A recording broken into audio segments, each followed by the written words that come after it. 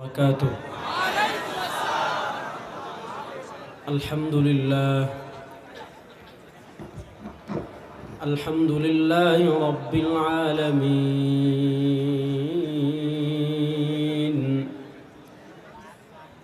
والعاقبة للمتقين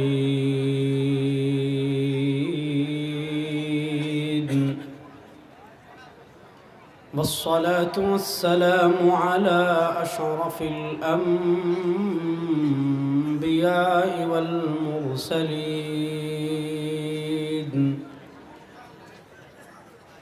وعلى آله وأصحابه أجمعين.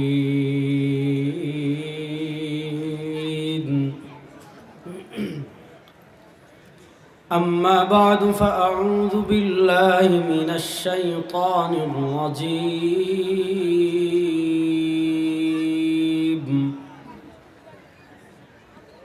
بسم الله الرحمن الرحيم.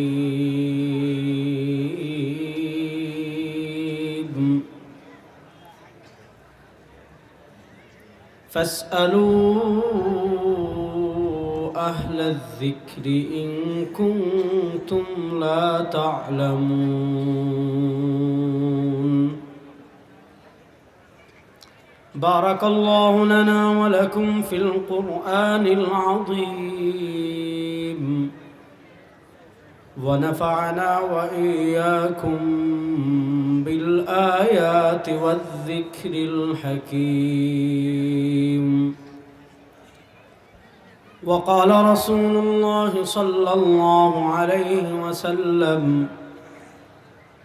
تركت فيكم أمرين لن تضلوا ما تمسكتم بهما كتاب الله وسنة رسوله أو كما قال عليه الصلاة والسلام.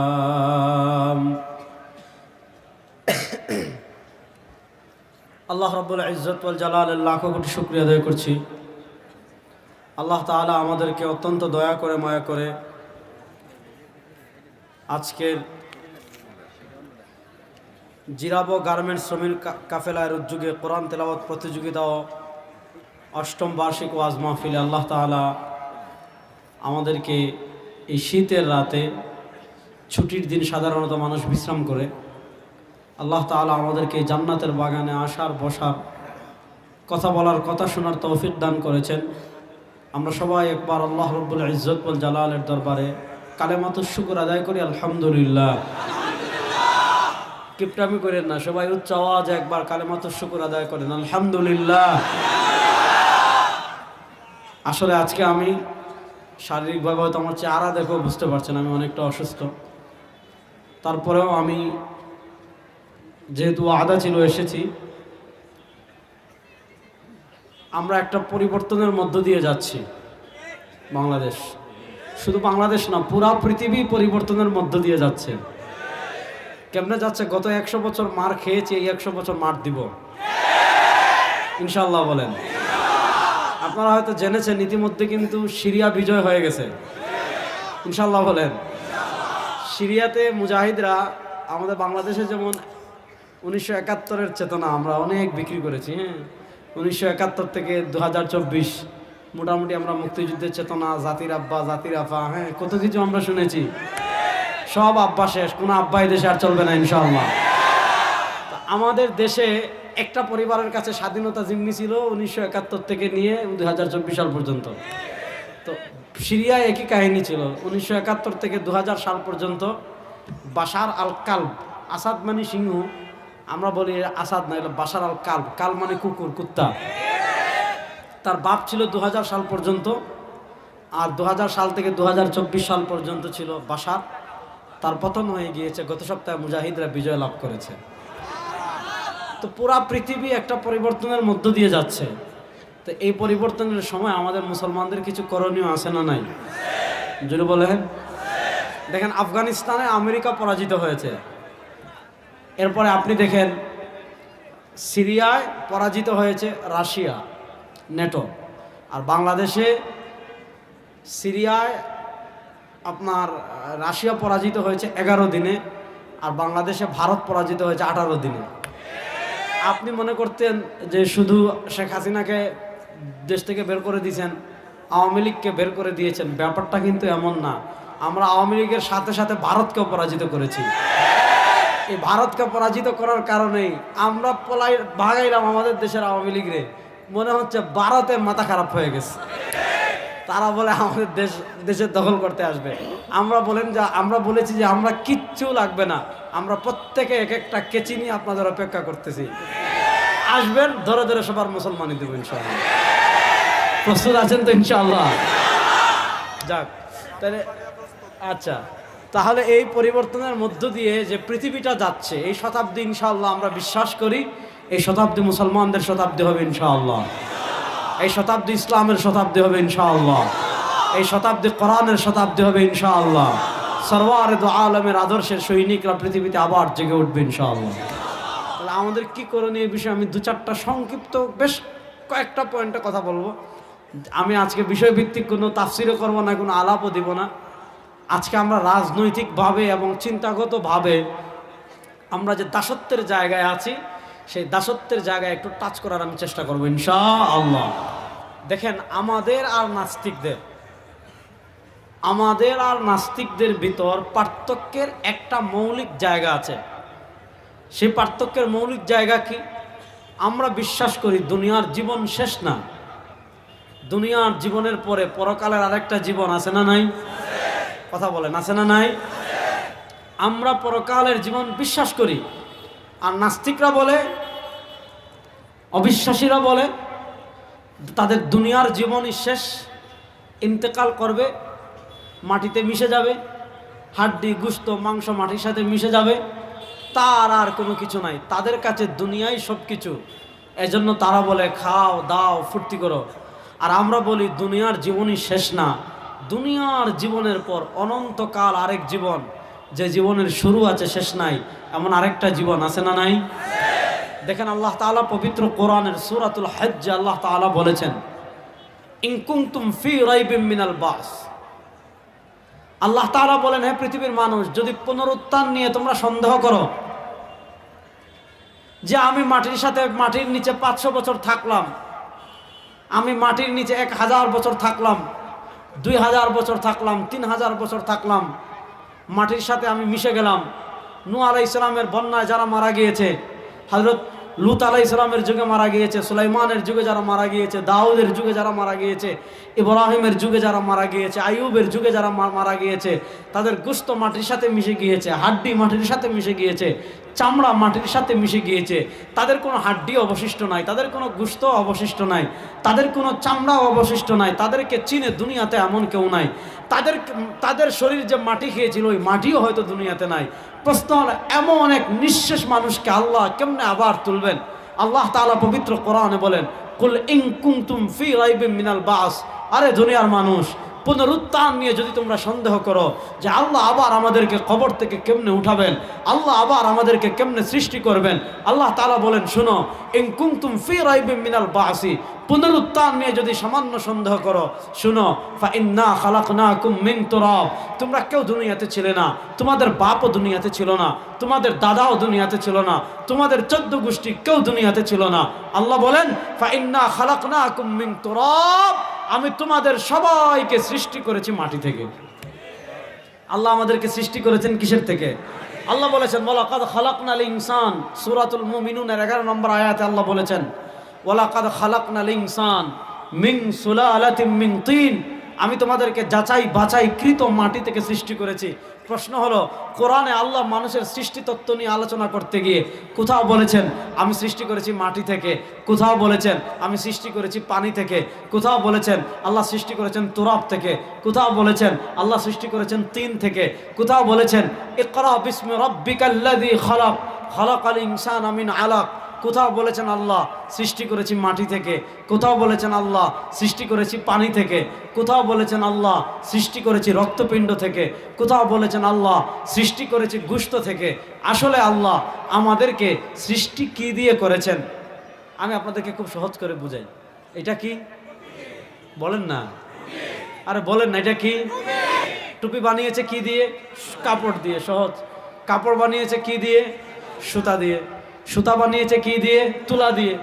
দেখেন, তুলা থেকে এসেছে সুতা, সুতা থেকে এসেছে কাপড়, কাপড় থেকে এসেছে টুপি। এবার দেখেন, আপনি বললেন যে এই টুপি এসেছে কাপড় থেকে, কাপড় এসেছে সুতা থেকে, সুতা এসেছে তুলা থেকে। এক কাজ করি, এই টুপি কেটে ছিন্ন ভিন্ন করে ফেলবো। এই টুপির ভিতরে যেহেতু তুলা আছে, সুতরাং এই টুপি থেকে তুলা বের করব। বলেন, এই টুপি ছিন্ন ভিন্ন করে ফেললে, এই টুপি কেটে ফেললে আপনি আসলে তুলা পেতে পারবেন না। যেমনভাবে তুলাটা প্রসেস হইতে হইতে হইতে হইতে হইতে হইতে টুপি হয়ে গিয়েছে, আল্লাহ তাআলা ঠিক তেমনিভাবে আমাদেরকে মাটি থেকে প্রসেস করতে করতে করতে করতে আল্লাহ তাআলা হাড্ডি এবং গোশত বানিয়ে ফেলেছেন। আল্লাহ তাআলা কেমনে আমাদেরকে প্রসেস করেছেন?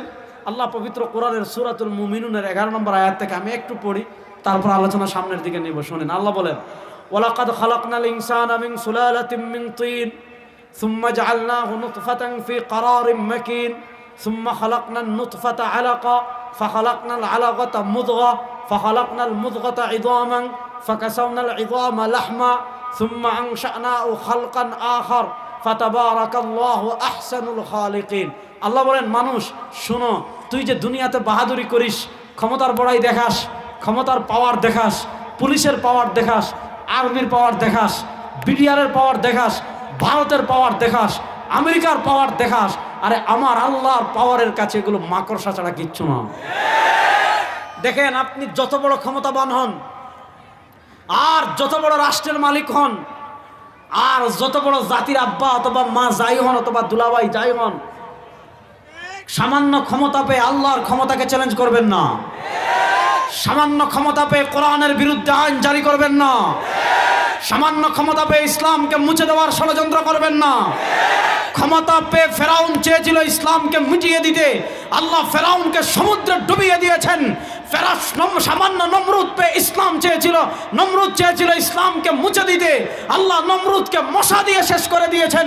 সামান্য ক্ষমতা পেয়ে আবু জাহেল চেয়েছিল ইসলামকে শেষ করে দিতে, আল্লাহ মুআয আর মুআউযিজ দুই ছোট্ট সাহাবীকে দিয়ে তাদেরকে শেষ করে দিয়েছেন। বাংলাদেশে বিনা ভোটে ক্ষমতায় গিয়ে ভারতের এজেন্ট হয়ে যারা এই দেশ থেকে ইসলামকে বিতাড়নের ষড়যন্ত্র করেছে, আজকে সামান্য ছাত্ররা তারা এই দেশকে বের করে ভারতে তাদেরকে ভাগিয়ে দিয়েছে।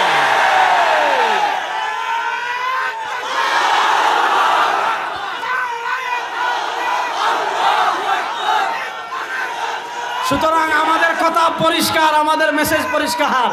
বাংলাদেশের ক্ষমতায় এসে কেউ ইসলামকে মাইনাস করতে চাইবেন, সোজা দিল্লি মামুর বাড়ি যাবেন, সোজা দিল্লি মামুর বাড়ি যাবেন ইনশাআল্লাহ। আমাদের সবচেয়ে বড় শত্রুর নাম ভারত। বলেন, আমাদের সবচেয়ে বড় শত্রুর নাম। আজকে গুজরাটের কসাই নরেন্দ্র মোদী পোস্ট দিয়েছে, কি পোস্ট জানেন? সে পোস্ট দিয়েছে 16 ডিসেম্বর নাকি ভারতের বিজয় দিবস। না, 16 ডিসেম্বর ভারতের বিজয় দিবস না বাংলাদেশের বিজয় দিবস? ভারত আমাদের মুক্তিযুদ্ধে আমাদেরকে সহযোগিতা করেছে, ঠিক আছে, কিন্তু যে সহযোগিতা করেছে মুক্তিযুদ্ধের 2-3 বছরের ভিতরে এর থেকে বেশি নিয়ে গেছে। সুতরাং যেহেতু যা সহযোগিতা করেছে তার থেকে বেশি আমাদেরকে নিয়ে গিয়েছে, সুতরাং তাদেরকে আমাদের আর নমনম করার কোনো সুযোগ নাই। এখন আমাদের দিকে হাত তুলবে, একদম কবজি পর্যন্ত কেটে ফেলবো ইনশাআল্লাহ। এখন আমাদের দেশের দিকে পা বাড়ালে সেই পা ভেঙে গুলিস্তানে লটকে দিব ইনশাআল্লাহ। এখন বাংলাদেশের মানচিত্রের দিকে হাত বাড়ালে দিল্লির লাল কেল্লা পর্যন্ত আবার কালেমার পতাকা উড়বে ইনশাআল্লাহ।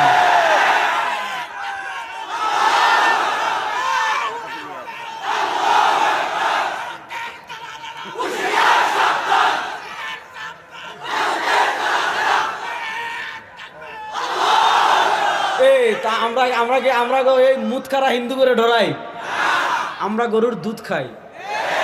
বলেন, আমরা গরুর কি খাই?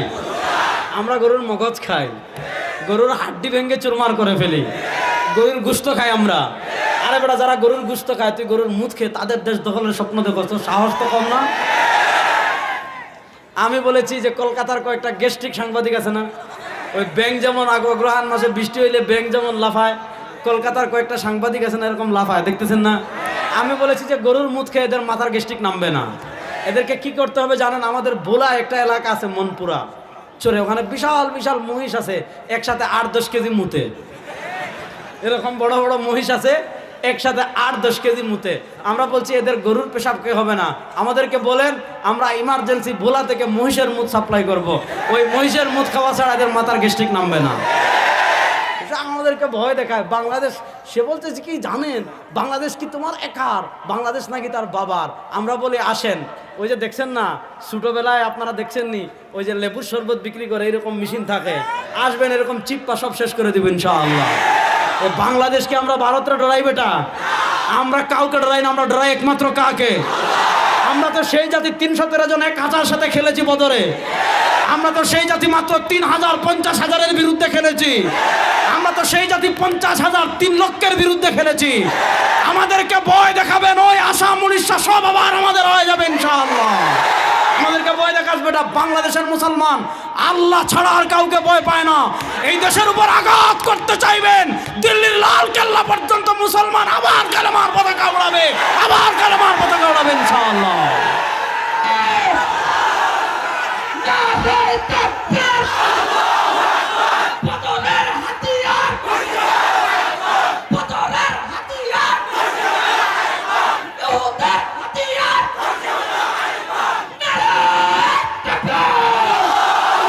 শুনেন, আয়াতের অনুবাদ পর্ব করে, আয়াতের অনুবাদ পর্ব, যে আয়াতে ছিলাম পরে অনুবাদ করব। যেহেতু প্রসঙ্গ আসছে, একটা হাদিস আপনাদেরকে শোনাই, শুনবেন তো মনোযোগ দিয়ে। দেখেন, পৃথিবীর প্রেক্ষাপট নিয়ে আমি আপনাদেরকে একটু গল্প বলি, তারপরে আয়াতের অনুবাদ করছি, একটু সবর করেন। পরে আবার কেন না যে আজকে কি ওয়াজ করে গেল, কিছু বুঝি নাই। কিছু না বুঝলেও শুনেন। শুনেন, পৃথিবীতে কিয়ামতের আগে, খুব মনোযোগ দিয়ে কথা বুঝবেন যুবকরা, পৃথিবীতে কিয়ামতের আগে বড় বড় 11টি বিষয় সংঘটিত হবে। কয়টা? এই 11টাকে বলা হয় আশরাতুস সাআতিল কুবরা। এই 11টা আলামতকে বলা হয় কিয়ামতের বড় বড় আলামত। ইমাম মুসলিম রাহিমাহুল্লাহ মুসলিম শরীফে হাদিস এনেছেন, নবী করিম সাল্লাল্লাহু আলাইহি ওয়াসাল্লাম একদিন মসজিদে দেখলেন, আমরা যেমন এখানে বসে আমি ওয়াজ করতেছি, আপনারা শুনতেছেন, আমার পরে আরেকজন বক্তা আসবে, উনি ওয়াজ করছে, আপনারা শুনবেন, আমার আগেও ওয়াজ করেছে, উনারা ওয়াজ করেছে, আপনারা শুনছেন। তো এইভাবে সাহাবায়ে কেরাম বসে পরস্পর আলোচনা করছিলেন। নবী করিম সাল্লাল্লাহু আলাইহি ওয়াসাল্লাম সাহাবায়ে কেরাম রিদওয়ানুল্লাহি আলাইহিমকে জিজ্ঞেস করলেন, মা তাতাযাকার ইয়া আসহাবি, ও আমার সাহাবায়ে কেরাম, তোমরা কিসের আলোচনা করছো? নবী করিম সাল্লাল্লাহু আলাইহি ওয়াসাল্লাম জবাব দিলেন, ইয়া রাসূলুল্লাহ ইন্না নাযকুরুস সাআ, ওগো আল্লাহর নবী, আমরা কিয়ামতের আলোচনা করছি। কোরআনের পাতা উল্টালে খালি কিয়ামতের কথা, হাদিসের পাতা উল্টালে খালি কিয়ামতের কথা, আপনার মাজলিসে বসলে খালি কিয়ামতের কথা। ইয়া রাসূলুল্লাহ ইন্না নাযকুরুস সাআ, ওগো আল্লাহর নবী, আমরা কিয়ামতের আলোচনা করছি। নবী করিম সাল্লাল্লাহু আলাইহি ওয়াসাল্লাম জবাব দিচ্ছেন, ইন্নাহা লান তাকুমা, আমার উম্মতেরা শোনো, পৃথিবীতে কিয়ামত হতেই পারে না। আল্লাহ আসমান ধ্বংস করতেই পারেন না, আল্লাহ জমিন ধ্বংস করতেই পারেন না, আল্লাহ চন্দ্র সূর্য গ্রহ নক্ষত্র ধ্বংস করতেই পারেন না। কতক্ষণ? হাত্তা তারাও আশরা আয়াতিন, যতক্ষণ পর্যন্ত তোমরা, এই হাদিস আমরা 10টা বিষয়ের কথা পাচ্ছি। নবী করিম সাল্লাল্লাহু আলাইহি ওয়াসাল্লাম বলেন, আল্লাহ আসমান ধ্বংস করতেই পারেন না, আল্লাহ জমিন ধ্বংস করতেই পারেন না, আল্লাহ চন্দ্র ধ্বংস করতেই পারেন না, আল্লাহ সূর্য ধ্বংস করতেই পারেন না। কতক্ষণ? হাত্তা তারাও আশরা আয়াত, যতক্ষণ পর্যন্ত তোমরা 10টা নিদর্শন না দেখবে। এই হাদিসে পাইলাম আমরা 10টার কথা, অন্য হাদিসে পাওয়া যায় আরেকটা, ওটার নাম হলো মাহদি। ইমাম মাহদি দুনিয়াতে আসবেন, আর এই হাদিসে পাওয়া যায় 10টা। এই 10 আর 1 11, এই 11টা বিশাল বিশাল কাহিনী। যেমন বাংলাদেশ থেকে হাসিনা পলাইছে, এটা একটা বিশাল কাহিনী। আওয়ামী লীগের মানুষ ল্যাংটা করে বাইর করে দিয়েছে দেশ থেকে, এটা একটা বিশাল বাহিনী, এটা একটা বিশাল কাহিনী। তালেবানে আফগানিস্তানে আমেরিকাকে পরাজিত করেছে, এটা একটা বিশাল বাহিনী। সিরিয়ার মুজাহিদরা বিজয় লাভ করেছে, এটাও একটা বিশাল কাহিনী। ঠিক তেমনিভাবে পৃথিবীতে কিয়ামতের চূড়ান্ত সময় যখন ঘনিয়ে আসবে, পৃথিবী যখন ধ্বংসের একদম শেষ পর্যন্ত চলে আসবে, পৃথিবী যখন তার বয়স পেরিয়ে একদম শেষ সীমায় চলে আসবে, পৃথিবীতে বড় বড় ঘটনা ঘটবে 11টা। পৃথিবীতে বড় বড় ঘটনা ঘটবে কয়টা? বলেন না কয়টা? এই 11টা বিষয়ের মধ্যে সবচেয়ে বড় যে বিষয়, সেটা হলো খুরুজুদ দাজ্জাল। খুরুজুদ দাজ্জাল, পৃথিবীতে দাজ্জাল আসবে, মানুষ দাজ্জালি ফিতনার মোকাবেলা করবে। নবী করিম সাল্লাল্লাহু আলাইহি ওয়াসাল্লাম দাজ্জালের ব্যাপারে আমাদেরকে এতটা ভয় প্রদর্শন করেছেন দাজ্জালের ব্যাপারে আমাদেরকে এতটা সতর্ক করেছেন। নবী করিম সাল্লাল্লাহু আলাইহি ওয়াসাল্লাম বলেন, দাজ্জালের ফিতনা এত ভয়াবহ হবে, দাজ্জালের ফিতনা এত মারাত্মক হবে, দাজ্জালের ফিতনা এত বেশি ম্যাজিক হবে, এত বেশি ক্যারিশমাটিক হবে যে দাজ্জাল এমন ভয়াবহ ফিতনা নিয়ে আসবে। নবী করিম সাল্লাল্লাহু আলাইহি ওয়াসাল্লাম হাদিসে বলেন, আমার উম্মতেরা শুনো, মা মিন নবিয়িন, দুনিয়াতে এমন কোনো নবী নাই, এমন কোনো রাসূল নাই। আল্লাহ দুনিয়াতে যত নবী পাঠিয়েছেন, আল্লাহ দুনিয়াতে যত রাসূল পাঠিয়েছেন, ইল্লা ওয়াকাদ আনযারা কওমাহুল আওয়ারাদ দাজ্জাল, আল্লাহ দুনিয়াতে যত নবী পাঠিয়েছেন, আল্লাহ দুনিয়াতে যত রাসূল পাঠিয়েছেন, সব নবী সব রাসূল তার উম্মাকে একটা ফিতনা সম্পর্কে সতর্ক করেছেন। সেই ফিতনা মূসা তার উম্মাকে সতর্ক করেছেন, ঈসা তার উম্মাকে সতর্ক করেছেন, ইব্রাহিম তার উম্মাকে সতর্ক করেছেন, সুলাইমান তার উম্মাকে সতর্ক করেছেন, দাউদ তার উম্মাকে সতর্ক করেছেন। সেই ফিতনা কি? আল আওয়ারাদ দাজ্জাল। সেই ফিতনা হলো কানা দাজ্জালের ফিতনা। নবী করিম সাল্লাল্লাহু আলাইহি ওয়াসাল্লাম আমাদেরকে বলেছেন, শুনো, ইন্নাহু আওয়া, দাজ্জালের এক চোখ হবে কানা, দাজ্জালের ডান চোখ হবে কানা, ওয়া ইন্না রাব্বাকুম লাইসা বিআওয়া, আমাদের আল্লাহ কি কানা? আর আসতে বলেন, আমাদের আল্লাহ কি কানা? তাহলে যে কানা সে কখনো আমাদের রব হতে পারে? বলেন, যে কানা সে কখনো আমাদের রব হতে পারে? দাজ্জালের ফিতনা কত ভয়াবহ হবে। নবী করিম সাল্লাল্লাহু আলাইহি ওয়াসাল্লাম আমাদেরকে সতর্ক করেছেন, ইন ইয়াখরুজ ওয়া আনা ফীকুম, যদি আমি দুনিয়াতে থাকা অবস্থায় দাজ্জাল চলে আসে, ফা আনা হাজিজ, তোরা চিন্তা করা লাগবে না, দাজ্জালের মোকাবেলা আমি করব। ও ইল্লা, আর আমি দুনিয়া থেকে চলে যাওয়ার পর যদি দুনিয়াতে দাজ্জাল আসে, ফাকুল্লু মরিইম মুসলিম হাজিজ লিআনফুসিকুম, ও আমার ইমানদার উম্মত, তোমরা প্রত্যেকেই দাজ্জালের ফিতনা থেকে তোমাদের ঈমানকে হেফাজত করবে। তোমরা প্রত্যেকে তোমাদের ঈমানকে দাজ্জালের ফিতনা থেকে হেফাজত করবে। দাজ্জালকে আল্লাহ এমন কিছু ক্ষমতা দিবেন, দাজ্জালকে আল্লাহ এমন কিছু ম্যাজিক দিবেন, দাজ্জালকে আল্লাহ এমন কিছু পাওয়ার দিবেন। দাজ্জাল দুনিয়াতে 4 বছরও থাকবে না, 5 বছরও থাকবে না, রাতের দিনের বুট রাতে করে 15 বছরও থাকবে না। সে কয়দিন থাকবে? হযরত নওয়াস ইবনে সামআন রাদিয়াল্লাহু তাআলা হাদিস ইমাম ইবনে মাজাহ সুনান ইবনে মাজাহতে এনেছেন। নবী করিম সাল্লাল্লাহু আলাইহি ওয়াসাল্লাম বলেন, দাজ্জালকে আল্লাহ যখন দ্বীপ থেকে ছেড়ে দিবেন, দাজ্জালকে আল্লাহ শিকল দিয়ে বেঁধে আটকে রেখেছেন, আল্লাহ যেদিন দাজ্জালকে ছেড়ে দিবেন, সে দুনিয়াতে আসার পর ইয়ামকুসু ফিল আরদি 40 ইয়াওমুন কাসানাতিন ইয়াওমুন কাশাহরিন ইয়াওমুন কাজুমআতিন ওয়া বাকিল আইয়ামি কাআইয়ামিহা। নবী করিম সাল্লাল্লাহু আলাইহি ওয়াসাল্লাম বলেন, দাজ্জাল দুনিয়াতে আসার পর ইয়ামকুসু ফিল আরদি 40, দাজ্জাল দুনিয়াতে আসার পর দুনিয়াতে থাকবে মাত্র 40 দিন।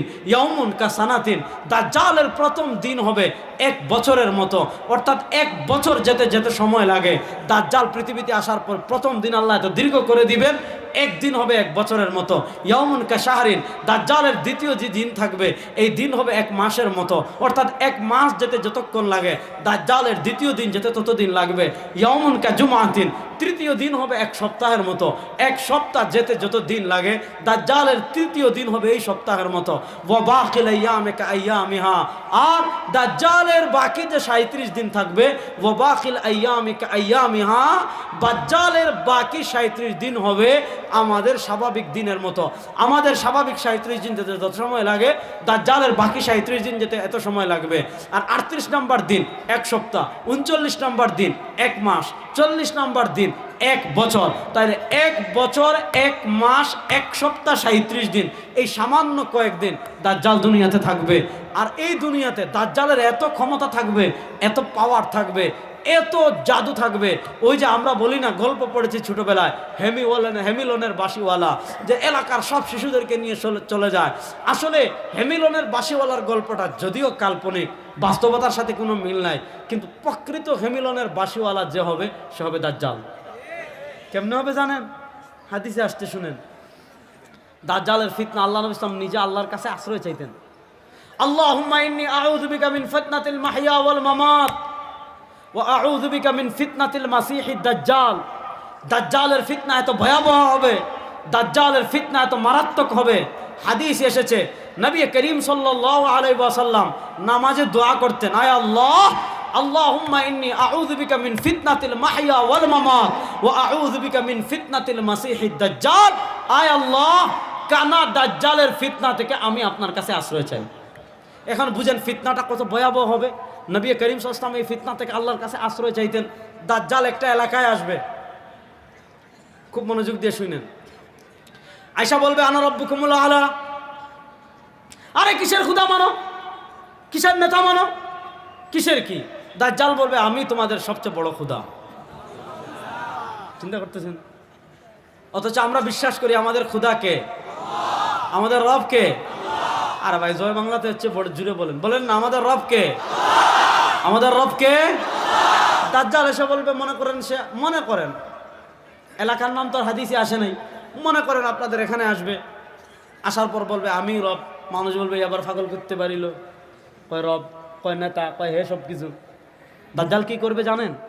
ফাআখাযা রাজুলান ওয়া কাতালা ওয়া শাক্কা শিক্কাইন। এরকম একজন তাগড়া মানুষ ধরবে, এ ধরনের একটা তাগড়া যুবককে ধরবে, ওয়া কাতালা হত্যা করে ফেলবে, ওয়া শাক্কা শিক্কাইন। ছোটবেলায় দেখছেন নি গাছ কাটতো করাত দিয়ে, এখনো বিভিন্ন সমিলে আছে না, গাছ কাটে করাত দিয়ে, দেখেন নাই? দাজ্জাল এক লোককে হত্যা করবে, একদম তাগড়া যুবক, তাগড়া যুবককে হত্যা করার পর ওয়া শাক্কা শিক্কাইন, করাত দিয়ে মাঝে কেটে এর দুই টুকরা করে ফেলবে। মানে বক্কের নিচ এক টুকরা, উপর আরেক টুকরা, দুই টুকরা করে দাজ্জাল কি করবে? এক টুকরা এই পাশে ফেলে রাখবে, আরেক টুকরা এই পাশে ফেলে রাখবে। আচ্ছা মনে করেন আপনাদের জিরাবু এলাকায় যদি আপনারা খবর পান এক লোক এসে আমাদের এক যুবককে ধরে হত্যা করে দুই টুকরা করে ফেলে, ওই লোক এখানে দাঁড়িয়ে আছে, হাজার হাজার মানুষ 5 মিনিটের ভিতর হবে না? বলেন না কেন হবে না? মানুষ হাজার হাজার মানুষ জমে যাবে। দাজ্জাল কত বড় ঘটনা ঘটাইছে রে। অপরিচিত লোক এসে বলে আমাদের নেতা বলে আমাদের অমুকের ছেলে অমুকরে ধরে হত্যা করে দুই টুকরা করে দুই পাশে ফেলে রেখেছে, হাজার হাজার মানুষ জমে যাবে। দাজ্জাল তখন তার ম্যাজিক দেখানো শুরু করবে। সে কি ম্যাজিক দেখাবে জানেন? ফায়ুনাদি ইয়া ফুলান ইবনু ফুলান। ওই যে যারে হত্যা করে করাত দিয়ে কেটে দুই টুকরা দুই পাশে ফেলে রেখেছে, দাজ্জাল ডাক দিবে ইয়া ফুলান ইবনু ফুলান, ওই অমুকের পোলা অমুক দাঁড়া। ওই যে দাজ্জাল যারা হত্যা করে দুই টুকরা করে দুই পাশে ফেলে রেখেছে, তার নাম আর তার বাপের নাম ধরে ডাক দিবে ইয়া ফুলান ইবনু ফুলান, ওই অমুকের ছেলে অমুক দাঁড়া। ওই টুকরা এই পাশ থেকে আসবে, ওই টুকরা এই পাশ থেকে আসবে, জোড়া হয়ে যাবে, জীবিত হয়ে যাবে, সুস্থ হয়ে যাবে। আর মানুষদেরকে বলবে ওই কারণে তা এতদিন ধরে মানছিলা, আরে বেটা কার পিছনে দৌড়াইছিলা, তোদের রব তো এই যে তোদের সামনে এসে বসে রয়েছে। আচ্ছা বলেন মানুষদেরকে তখন হুজুররা আটকাইতে পারবে? কেমনে আটকাবেন? আপনি বন্ড এখান থেকে শাহ আলীর মাজার তো বেশি দূরে না, বেশি দূরে? কথা বলেন না কেন? এ মুসলমান ইবাদত করবে একমাত্র কার? জুড়ে বলেন। আমাদের ঈমান ইয়াকা নাবুদু, আমরা ইবাদত করব একমাত্র কার? বলেন। ইয়াকা নাবুদু পরে আরেক অংশ আসেনি, ওয়া ইয়াকা, বলেন না ওয়া ইয়াকা। এগুলো আকীদা বুঝেন। ইয়াকা নাবুদু, আল্লাহ আমরা তোমার ইবাদত করি। বুঝা গেল আমরা কোনো পীরের ইবাদত করব না, কোনো মাজারের ইবাদত করব না, কোনো খাজার ইবাদত করব না, কোনো বাবার ইবাদত করব না, কোনো কবরের ইবাদত করব না, কোনো নেতার ইবাদত করব না। আমরা ইবাদত করব একমাত্র কার? ইবাদত করব একমাত্র কার? ইয়াকা নাবুদু, আল্লাহ আমরা তোমার ইবাদত করি। এরপরে আরেকটা অংশ আছে ওয়া ইয়াকা, পড়েন না, এরপর আরেকটা অংশ আছে ওয়া ইয়াকা, আল্লাহ আমরা তোমার ইবাদত করি এবং তোমার কাছে সাহায্য চাই। তাইলে বলেন সাহায্য চাইবো একমাত্র কার কাছে? বলেন না। সাহায্য চাইবো একমাত্র কার কাছে? এখন আমাদের দেশে দেখবেন এরকম ভণ্ড আছে, নামাজ নাই, রোজা নাই, হজ নাই, জাকাত নাই, তাকওয়া নাই, তাহারাত নাই, পর্দা নাই, গাঞ্জা খেতে খেতে খেতে খেতে গাজার লেয়ার পড়ে গেছে দাঁতে, আছে না নাই? আচ্ছা বলেন তো গাঞ্জা খাওয়া হালাল না হারাম? বড় আস্তে কইলেন। গাঁজা খাওয়া হালাল না হারাম? বাংলাদেশ এক বন্ডরে জিজ্ঞাসা করছে মাজারে গাঁজা খান কেন? সে বলছে গাঁজার গাছ এটা যেহেতু সৃষ্টি করেছেন আল্লাহ, সুতরাং 2.1 পয়েন্ট গাঞ্জা খাওয়া জায়েজ। দলিল বুঝছেন? যে গাঞ্জার গাছ এটা তো আমরা কেউ বানাই নাই। সে যুক্তি দিচ্ছে যে আমরা কেন গাঁজা খাই, যে গাঁজার গাছ এটা যেহেতু আল্লাহ সৃষ্টি করেছেন, আর আল্লাহ যেহেতু সৃষ্টি করেছেন বেশি খাইলে আবার নেশা উঠে যেতে পারে, এজন্য আপনি 2.1 পয়েন্ট বা 5.5 কত পয়েন্ট বলছে আপনি গাঁজা খেতে পারবেন। যে এই যুক্তি দিছে যে 2.1 পয়েন্ট গাঁজা খেতে পারবেন কেন, দলিল হলো যে গাঁজার গাছ আল্লাহ সৃষ্টি করেছেন।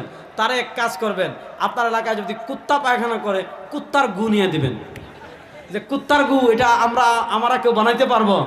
তাহলে তারা বলবেন তুমি যেই যুক্তি দিয়ে গাঞ্জা খাচ্ছ এই যুক্তি দিয়ে তুমি কুত্তার গু খেতে হবে, এই যুক্তি দিয়ে তুমি বাচ্চার পায়খানা খেতে হবে, এই যুক্তি দিয়ে তুমি গোবর খেতে হবে, এই এই এই যুক্তি দিয়ে তুমি ময়লা খেতে হবে, আবর্জনা খেতে হবে।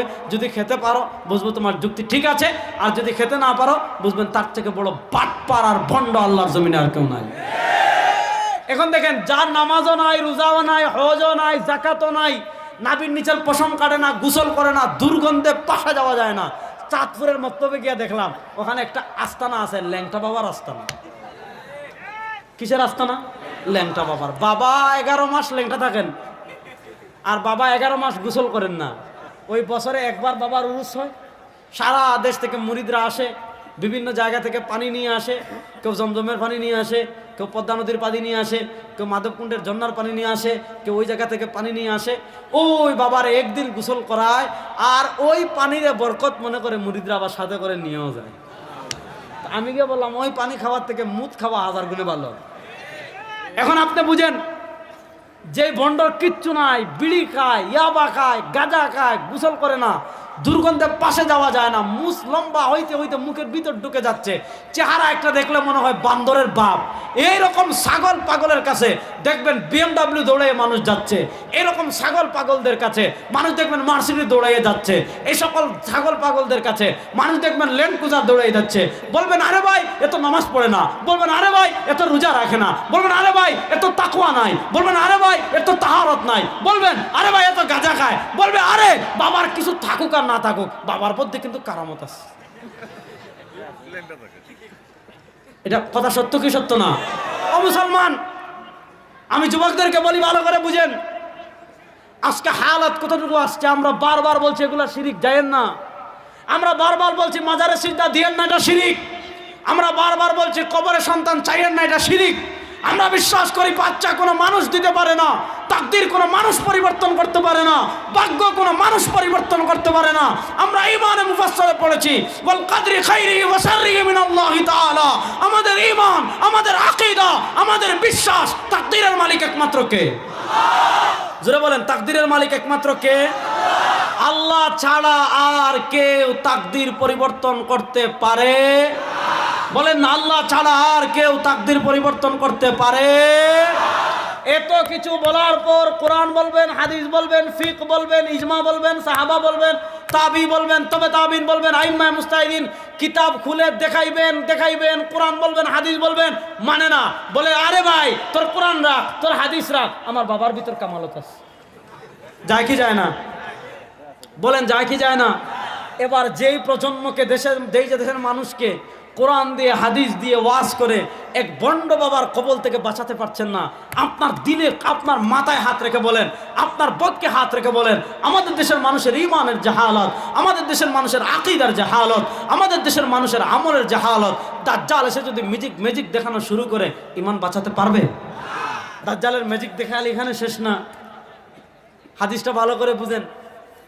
দাজ্জাল আসবে একটা এলাকায়, অনেক দিন ধরে ওই এলাকায় বৃষ্টি হয় না, অনেক দিন ধরে ওই এলাকায় বৃষ্টি না হওয়ার কারণে দেখা যাবে ওই এলাকার গাছপালা সব মরে গিয়েছে, ওই এলাকার সব গাছপালা মরে গিয়েছে, ওই এলাকার জমিনে ঘাস নাই, ওই এলাকার পশু পাখির স্তনে দুধ নাই, ওই এলাকার সব মরে গিয়েছে।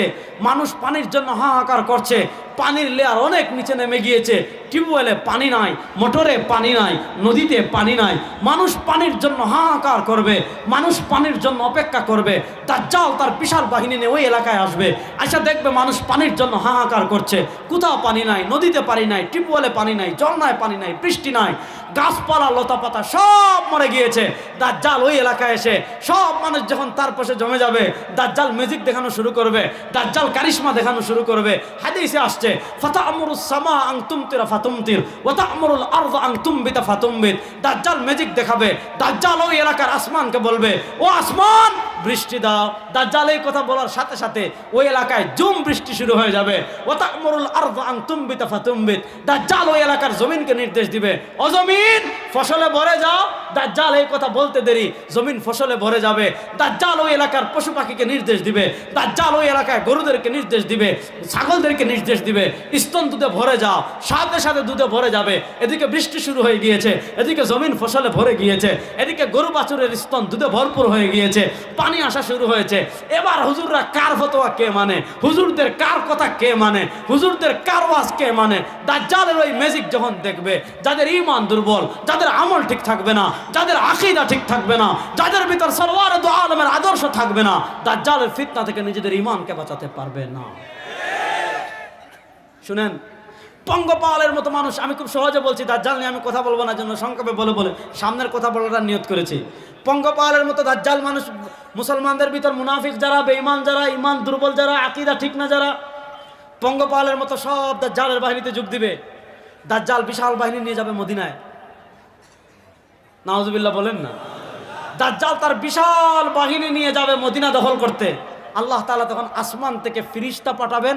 ফিরিস্তারা মানুষের সুরত ধরে খোলা তরবারি, খোলা অস্ত্র হাতে নিয়ে মদিনা পাহারা দিবেন। দাজ্জাল মদিনা দখল করতে পারবে না। এখন সুবহানাল্লাহ পড়ছেন তো, হাদিসের পরের অংশ শুনেন। দাজ্জাল যখন মদিনার চতুর্পাশ ঘেরাও করে রাখবে, ঢুকতে পারবে না, কারণ ফিরিস্তারা পাহারা দিচ্ছেন, দাজ্জাল ঢুকতে পারবে না। তখন কি হবে জানেন? হাদিসে আসছে, তারজুফুল মদিনা সালাসা রাজফাত, তারজুফুল মদিনা সালাসা রাজফাত। দাজ্জাল যখন মদিনায় ঢুকতে পারবে না, ফিরিস্তারা খোলা তরবারি নিয়ে মদিনা পাহারা দিবেন। হাদিসে আসছে মদিনায় তখন 3টা ভূমিকম্প হবে। তারজুফুল মদিনা সালাসা রাজফাত, মদিনায় তখন 3টা ভূমিকম্প হবে। মদিনায় যখন 3টা ভূমিকম্প হবে, তখন মদিনার অবস্থা কি হবে? ফায়াখরুজুল মুনাফিকুন, মদিনা থেকে মুনাফিকরা বের হবে। মদিনা থেকে মুনাফিকরা বের হয়ে দাজ্জালের বাহিনীতে যোগ দিবে। এদিকে ঈমান দুর্বল যারা, এরা দাজ্জালের বাহিনীতে, মদিনার মুনাফিকরা দাজ্জালের বাহিনীতে। হিসাবটা আমি বুঝাই, ভালো করে বুঝেন। পৃথিবীর যাদের ঈমান দুর্বল, আকীদা দুর্বল, আমল দুর্বল, এরা যোগ দিয়েছে দাজ্জালের বাহিনীতে। মদিনার মুনাফিকরা যোগ দিয়েছে দাজ্জালের বাহিনীতে। আসফাহানের 70,000 ইহুদি যোগ দিয়েছে দাজ্জালের বাহিনীতে।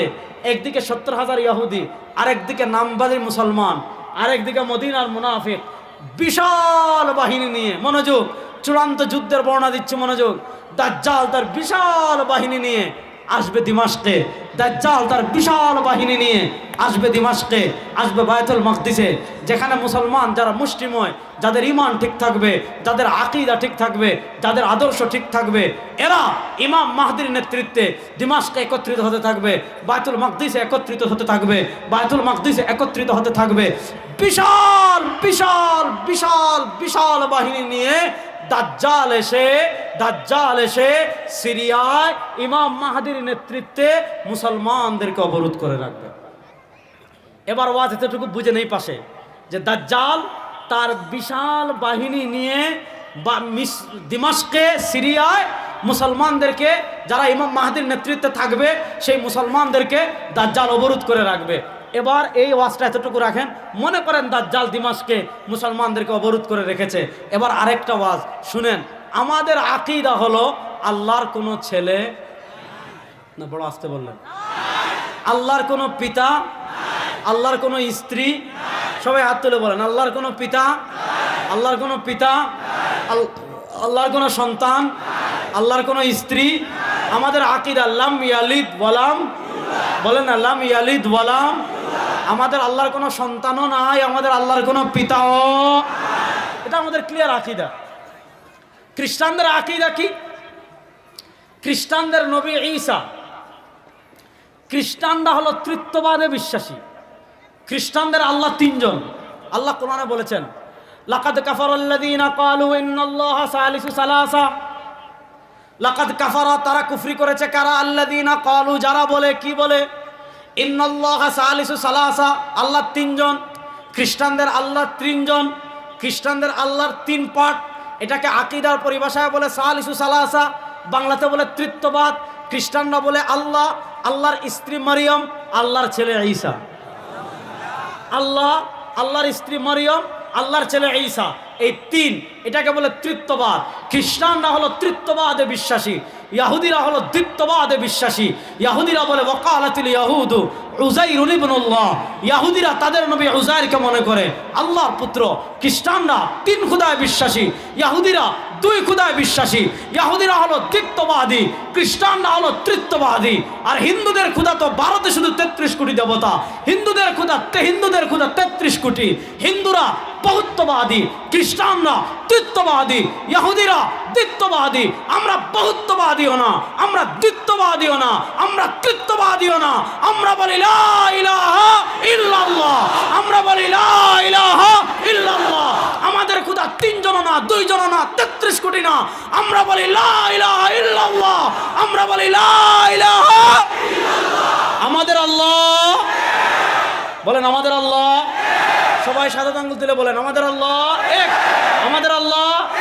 এটাই আল্লাহ আমাদেরকে শিখিয়েছেন, কুল হুয়াল্লাহু, বলেন না কুল হুয়াল্লাহু। সুতরাং আমরা 2 খোদার ইবাদত করি, 3 খোদা বিশ্বাস করি, 4 খোদা বিশ্বাস করি। আমরা ঘরে বাইরে রাজপথে সংসদে এক স্লোগান এই বাংলাদেশে চলবে, আর জয় বাংলার স্লোগান চলবে না, কারো বাপের স্লোগান চলবে না। এখন বাংলাদেশের জাতীয় স্লোগান হবে লা ইলাহা ইল্লাল্লাহ।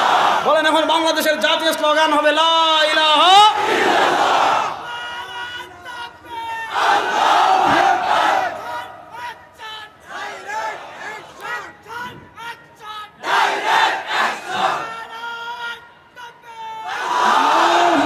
মাশাআল্লাহ। তাহলে বলেন, এখন থেকে আমাদের স্লোগান হবে আল্লাহু আকবার, লা ইলাহা ইল্লাল্লাহ।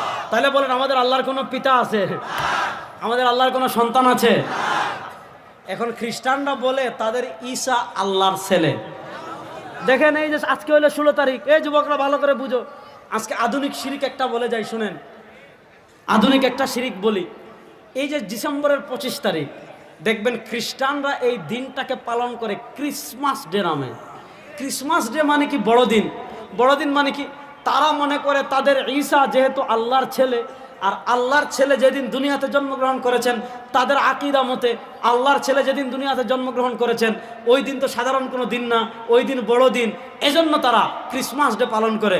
এবার বলেন, কেউ আল্লাহর ছেলের জন্মদিন মনে করে কোনো মুসলমান ছেলে, কোনো মুসলমান যুবক, কোনো মুসলমান মহিলা যদি ফেসবুকে স্ট্যাটাস দেয় হ্যাপি ক্রিসমাস ডে, যদি ফেসবুকে কমেন্ট করে শুভ বড়দিন, ইমান আছে না গেছে? আমাদের বাংলাদেশে একটা ছিল ইসকনের দালাল, ছিল না ইসকনের দালাল? সে পূজায় গেছে, পূজায়, দুর্গা পূজায় গিয়ে নাচানাচি করতেছে। ওই যে শিক্ষামন্ত্রী ছিল নৌফেল, সে বলেছে যে আমার ইমান মোল্লাদের মতো এত দুর্বল না, আমার ইমান মৌলবাদীদের মতো এত দুর্বল না যে তোমার দুর্গা পূজায় গিয়ে নাচানাচি করলে আমার ইমান চলে যাবে, তার ইমান এত দুর্বল না। আমরা তখন বলেছিলাম, আরে বেটা, তোর ইমান থাকলে না যাওয়ার কথা, তোর তো ইমানই নাই। তোর ইমান থাকবে, যাবে কি যাবে না থাকলে না এই প্রশ্ন, তোর তো ইমানই নাই বেটা, কি যাবে? ভালো করে বুঝেন, খ্রিস্টানরা তাদের নবী ঈসাকে মনে করে আল্লাহর ছেলে। এখন আল্লাহর ছেলে মনে করে তারা 25 ডিসেম্বর ক্রিসমাস ডে পালন করে। এবার বলেন, কোন মুসলমান ক্রিসমাস ডে পালন করতে পারে? কোন মুসলমান বড়দিন পালন করতে পারে? কোন মুসলমান হ্যাপি ক্রিসমাস ডে লিখে ফেসবুকে স্ট্যাটাস দিতে পারে? কোন মুসলমান শুভ বড়দিন লিখে ফেসবুকে কমেন্ট করতে পারে? কখনো আমরা এগুলো করব? বলেন, কখনো আমরা এগুলো করব? এবার খ্রিস্টানরা কত আকামের জাতি দেখেন, তারা তাদের নবীরে মনে করে আল্লাহর ছেলে। এবার তারা সিদ্ধান্ত নিল এক কাজ করতে হবে। কি কাজ? আল্লাহর ছেলেরে শুলিতে চড়ামু। বুঝতেছেন? আল্লাহর ছেলেকে কিসে চড়ামু? শুলিতে। ঈসারে শুলিতে চড়াবে। দেখবেন খ্রিস্টানরা গলায় ক্রুশ ব্যবহার করে, দেখছেন নি? দেখেন নাই মনে হয়? না দেখলে ভালো, আলহামদুলিল্লাহ, এটা ভালো কাজ, না দেখা ভালো, খারাপ না। খ্রিস্টানরা গলায় কি ব্যবহার করে? ক্রুশ। ক্রুশ মানে কি? এটার ইতিহাস একটু বলি। খ্রিস্টানরা সিদ্ধান্ত নিয়েছে, আমরা তো গুনাহ অনেক করেছি, সামনে অনেক গুনাহ করব। দেখেন কত জঘন্য আকীদা তাদের। আমরা যত গুনাহ আগে করেছি, আমরা যত গুনাহ সামনে করব। খ্রিস্টানরা বলে আমাদের সকল গুনাহের অগ্রিম কাফারা স্বরূপ আমরা যত গুনাহ আগে করেছি, আমরা গত গুনাহ সামনে করব। আমাদের সকল গুনাহের অগ্রিম কাফারা স্বরূপ আল্লাহর ছেলের শুলিতে চড়ামু, যাতে আল্লাহ তার ছেলের বলিদানের কারণে আমাদের সামনে পিছনে সব গুনাহ মাফ করে দেন। এই আকীদা বিশ্বাস রেখে আল্লাহর জলিলুল কদর নবী হযরত ঈসাকে শুলিতে চড়ানোর জন্য তারা কি করেছে? ঈসা আলাইহিস সালামের গড় ঘেরাও করেছে। তারা যখন ঈসা আলাইহিস সালামের গড়কে ঈসা আলাইহিস সালামকে শুলিতে চড়ানোর জন্য গড় ঘেরাও করেছে, আল্লাহ তাআলা জিবরিল আমিনের মাধ্যমে ঈসা আলাইহিস সালামকে জীবিত অবস্থায় চতুর্থ আসমানে তুলে নিয়েছে। আল্লাহ কোরআনে বলেন ওয়ামা কাতালু, মনোযোগ, ওয়ামা কাতালু, তারা ঈসা আলাইহিস সালামকে হত্যা করতে পারে নাই। ওয়ামা সালাবু, তারা ঈসা আলাইহিস সালামকে শুলিতেও চড়াতে পারে নাই, তারা ঈসা আলাইহিস সালামকে হত্যাও করতে পারে নাই। ওয়ামা সালাবু, তারা ঈসা আলাইহিস সালামকে শুলিতেও চড়াতে পারে নাই। কি করা হয়েছে? ওয়ালাকিন শুব্বিহা লাহুম, তাদেরকে ধাঁধায় ফেলা হয়েছে। আল্লাহ বলেন ওয়ামা কাতালু, তারা ঈসা আলাইহিস সালামকে হত্যাও করতে পারে নাই। ওয়ামা সালাবু, তারা ঈসা আলাইহিস সালামকে শুলিতেও চড়াতে পারে নাই। তাহলে তারা ঈসাকে হত্যাও করতে পারলো না, তারা ঈসাকে শুলিতেও চড়াতে পারলো না। তাদেরকে কি করা হয়েছে? আল্লাহ বলেন ঈসাকে হত্যাও করতে পারেনি, ঈসাকে শুলিতেও চড়াতে পারেনি। কি করা হয়েছে? ওয়ালাকিন শুব্বিহা লাহুম, তাদেরকে ধাঁধায় ফেলা হয়েছে। কেমনে ধাঁধায় ফেলেছেন? ঈসাকে হত্যা করার জন্য যখন তারা ঘর ঘেরাও করেছে, আল্লাহ তাআলা জীবিত অবস্থায় ঈসাকে আসমানে তুলে নিয়েছেন। এরপরে সবচেয়ে বড় মাস্তান যে সবার আগে ঘরে ঢুকেছে, আল্লাহ তাআলা কুদরতিভাবে তার চেহারা পরিবর্তন করে ঈসার মতো বানিয়ে দিয়েছেন। এবার পিছনে যারা আসছে কই দেখি, দেখতেছ আল্লাহর পোলায় খাইয়া শরীরটা কি মতো বানাইছে, এরে মাইরা ফাঁসিতে লটকাই দিছে। লটকানোর পর কয় আচ্ছা ঈসারা তো ফাঁসি দিলাম, আমাকে সবচেয়ে বড় মাস্তান যে সবার আগে ঘরে ঢুকলো ও কই? আর যদি ঈসারে মারি আমাদের মাস্তান কই? আর মাস্তান মারলে ঈসা কই? আল্লাহ বলেন ওয়ামা কাতালু ওয়ামা সালাবু ওয়ালাকিন শুব্বিহা লাহুম, তারা ঈসাকে হত্যা করতে পারেনি, তারা ঈসাকে শুলিতেও চড়াতে পারেনি। ওয়ালাকিন শুব্বিহা লাহুম, তাদেরকে ধাঁধায় ফেলা হয়েছে। এজন্য আমাদের আকীদা ঈসা এখনো আসমানে জিন্দা। বলেন ঈসা এখনো আসমানে। বলেন এটা আকীদা রে ভাই, এটা ঠিক না করলে তো ইমান ঠিক হবে না। ঈসা আলাইহিস সালাম এখনো আসমানে। বলেন ঈসা আলাইহিস সালাম এখনো আসমানে। এবার আগের ঘটনায় আসেন, ও এবার মিলাইয়ে দেই। দাজ্জাল যখন ইমাম মাহদির নেতৃত্বে মুসলমানদেরকে দিমাশকে অবরোধ করে রাখবে, রাত শেষ হয়ে যাচ্ছে, ফজরের আজান হয়ে গিয়েছে, মুসলমান অজু পড়ে ফেলেছে, সুবহানাল্লাহ কয় না রে, মুসলমান অজু করে ফজরের সুন্নত পড়ে ফেলেছে, কাতার সোজা হয়ে গিয়েছে, কাতার দাঁড়িয়ে গিয়েছে, একামত হয়ে যাবে অবস্থা। ইমাম মাহদি ফজরের নামাজ পড়ানোর জন্য সামনের কাতারে চলে গিয়েছেন, মেহরাবে চলে গিয়েছেন। যখন ইমাম মাহদি ফজরের নামাজ পড়ানোর জন্য সামনের কাতারে চলে যাবেন, ওই যে খ্রিস্টানরা যখন ঈসার ঘর ঘেরাও করেছিল, আল্লাহ যে চতুর্থ আসমানে ঈসাকে তুলে নিয়েছিলেন, মুসলমান যখন দাজ্জালের অবরোধকালীন সময়ে ফজরের নামাজ পড়ার জন্য কাতারবন্দি হয়ে যাবে, ইমাম মাহদি যখন নামাজ পড়ানোর জন্য সামনে অগ্রসর হয়ে যাবেন, আল্লাহ দুই ফেরেশতার কাঁধে ভর করে চতুর্থ আসমান থেকে হযরত ঈসাকে আবার দুনিয়াতে পাঠাবে। এটা হলো কিয়ামতের সবচেয়ে বড় দুইটা আলামত। খুরুজুদ দাজ্জাল, দাজ্জাল বের হবে, নুজুল ঈসা, ঈসা দুনিয়াতে অবতরণ করবেন। হযরত ঈসা দুনিয়াতে আসার পর পৃথিবীর সবচেয়ে বড় খেলা হবে। খেলা হবে ইনশাআল্লাহ। যুবকরা প্রস্তুত আছো তো ইনশাআল্লাহ? এবার শুনেন, ঈসা আলাইহিস সালাম নামলেন, একটু সবর করেন। এবার ঈসা আলাইহিস সালাম যখন নামলেন, আমাদের এই দিকের কি অবস্থা হবে এটা একটু জানার দরকার আছে না নাই? এবার এই দিকের অবস্থা কি শুনেন, আমি আপনাদেরকে মিলাচ্ছি। এবার একটা হাদিস বলি, যেই মসজিদে দুইজন ফেরেশতার কাঁধে বর করে ঈসা আলাইহিস সালাম ফজরের সময় নামবেন, তার মানে দাড়ি থেকে চুল থেকে টপ টপ টপ টপ করে পানি পড়বে, মনে হচ্ছে তিনি গোসল করে নামতেছেন। আর ওই পানির ফুটাগুলো এত সুন্দর হবে, মনে হবে মণিমুক্তা ঝরতেছে। দুই ফেরেশতার কাঁধে বর করে যে গম্বুজে, যে মসজিদের ছাদে হযরত ঈসা আলাইহিস সালাম নামবেন, এক সপ্তাহ আগে মুসলমানরা সেই মসজিদ আবার বিজয় করে ফেলেছে। আপনারা দেখেছেন না? দিমাশকের সেই মসজিদ, খালিদ ইবনুল ওয়ালিদের স্মৃতি বিজড়িত সেই মসজিদ, হযরত আমির মুআবিয়া রাদিয়াল্লাহু তাআলা সেই মসজিদ, যেই মসজিদে হযরত ঈসা অবতরণ করবেন, সেই মসজিদ মুজাহিদরা আবার বিজয় করে পৃথিবীবাসীকে মেসেজ দিয়েছে, পৃথিবীবাসীকে এই বার্তা দিয়েছে, আমাদের মার খাওয়ার দিন শেষ হয়ে গিয়েছে, আমাদের উপর আধিপত্যবাদীদের অত্যাচারের দিন শেষ হয়ে গিয়েছে, এবার আর কোনো ভয় নাই, সারা দুনিয়া এবার কালেমার পতাকা উড়বে ইনশাআল্লাহ।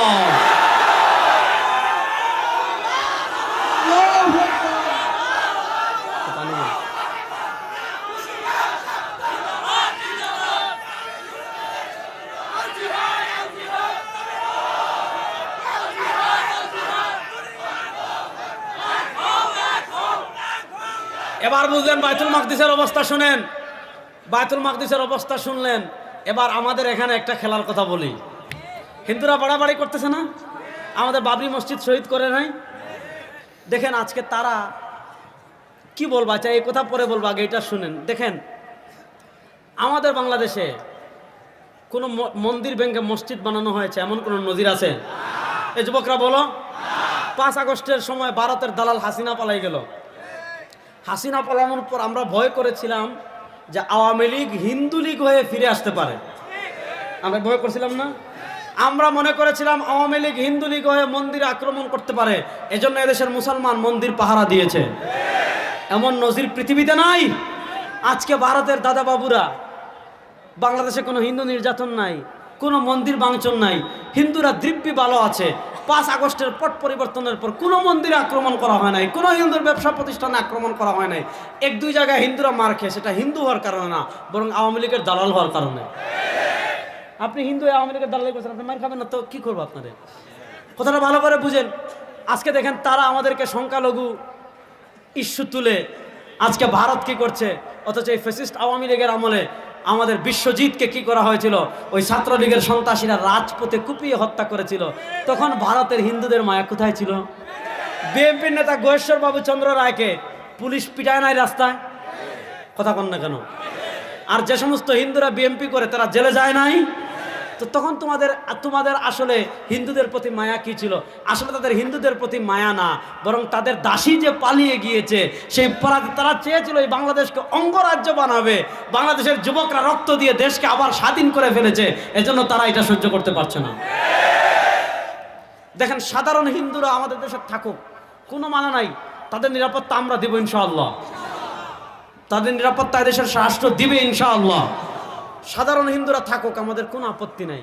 কিন্তু ওই উগ্র ভারতের দালাল ইসকনকে আর এই দেশে থাকতে দেওয়া হবে না।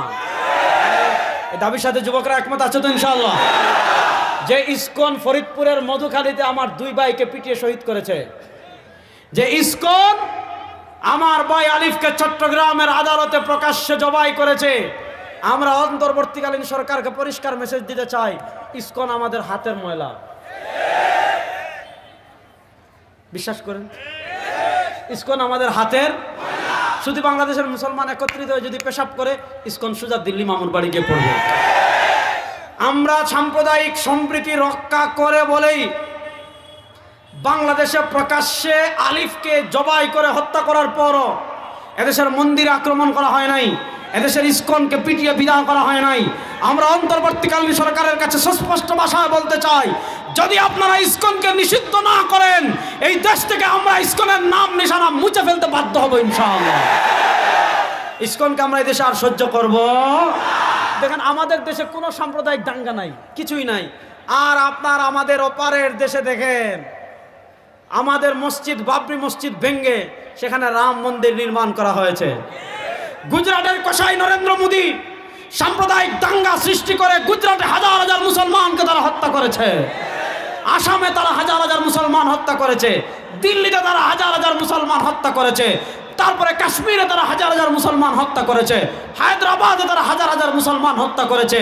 যারা তাদের দেশের সংখ্যালঘু মুসলমানদের নিরাপত্তা দিতে পারে না, মসজিদের নিরাপত্তা দিতে পারে না, বাংলাদেশের হাই কমিশনের নিরাপত্তা দিতে পারে না, আমাদের দেশ নিয়ে তোমাদের মায়া কান্না করতে হবে না। বেশি বাড়াবাড়ি করতেছেন। পাকিস্তান যেমন লাত্তি দে, নেপাল যেমন লাত্তি দে, চীন যেমন লাত্তি দে, এখন থেকে বাংলাদেশ সীমান্তে লাত্তি খাওয়ার জন্য প্রস্তুত থাকেন। ওই গুন্ডামি আর চলবে না, আওয়ামী লীগ নাই। আপনি আওয়ামী লীগকে বিনা বুটে রাতের বুটে ক্ষমতায় বসিয়ে বাংলাদেশে গুন্ডামি করেছেন, সেই গুন্ডামি ভারতের গুন্ডামি আর এই দেশে চলবে না ইনশাআল্লাহ। দিল্লির গুন্ডামি আর এই দেশে আমরা চলতে দিব না ইনশাআল্লাহ। আরে 2024-এর জুলাই আগস্টে যদি আওয়ামী লীগকে হারানোর জন্য 1,500 শহীদ হতে পারে, ভারতের আধিপত্যবাদকে হটানোর জন্য, ভারতকে পরাজিত করার জন্য লক্ষ লক্ষ মুসলমান শহীদ হওয়ার জন্য প্রস্তুত আছে ইনশাআল্লাহ।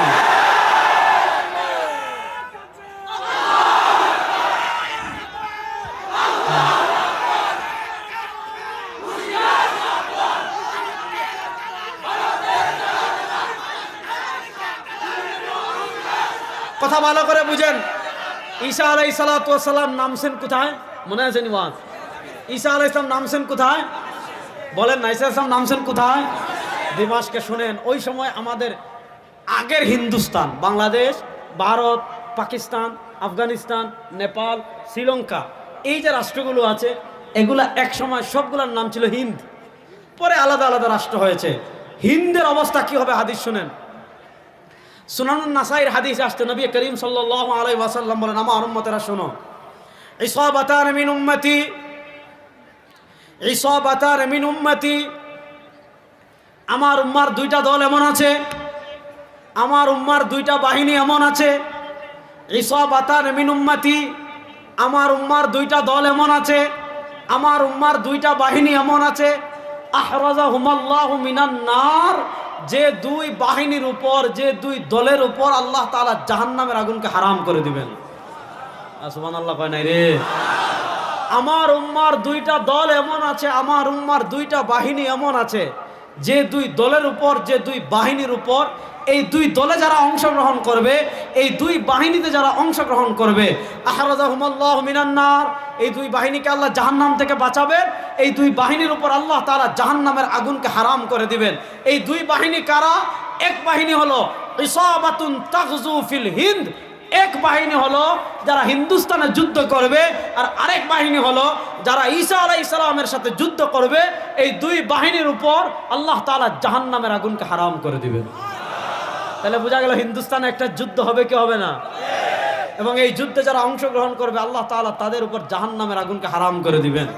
এবার আসেন, এই যুদ্ধটা হবে কখন? তিনটা হাদিস আসছে, যদিও জয়ীফ, কিন্তু তিনটা মূল্যে মোটামুটি চলনসই, তিনটাকে সম্মিলিতভাবে মিলালে মোটামুটি চলনসই পর্যায়ে চলে আসছে।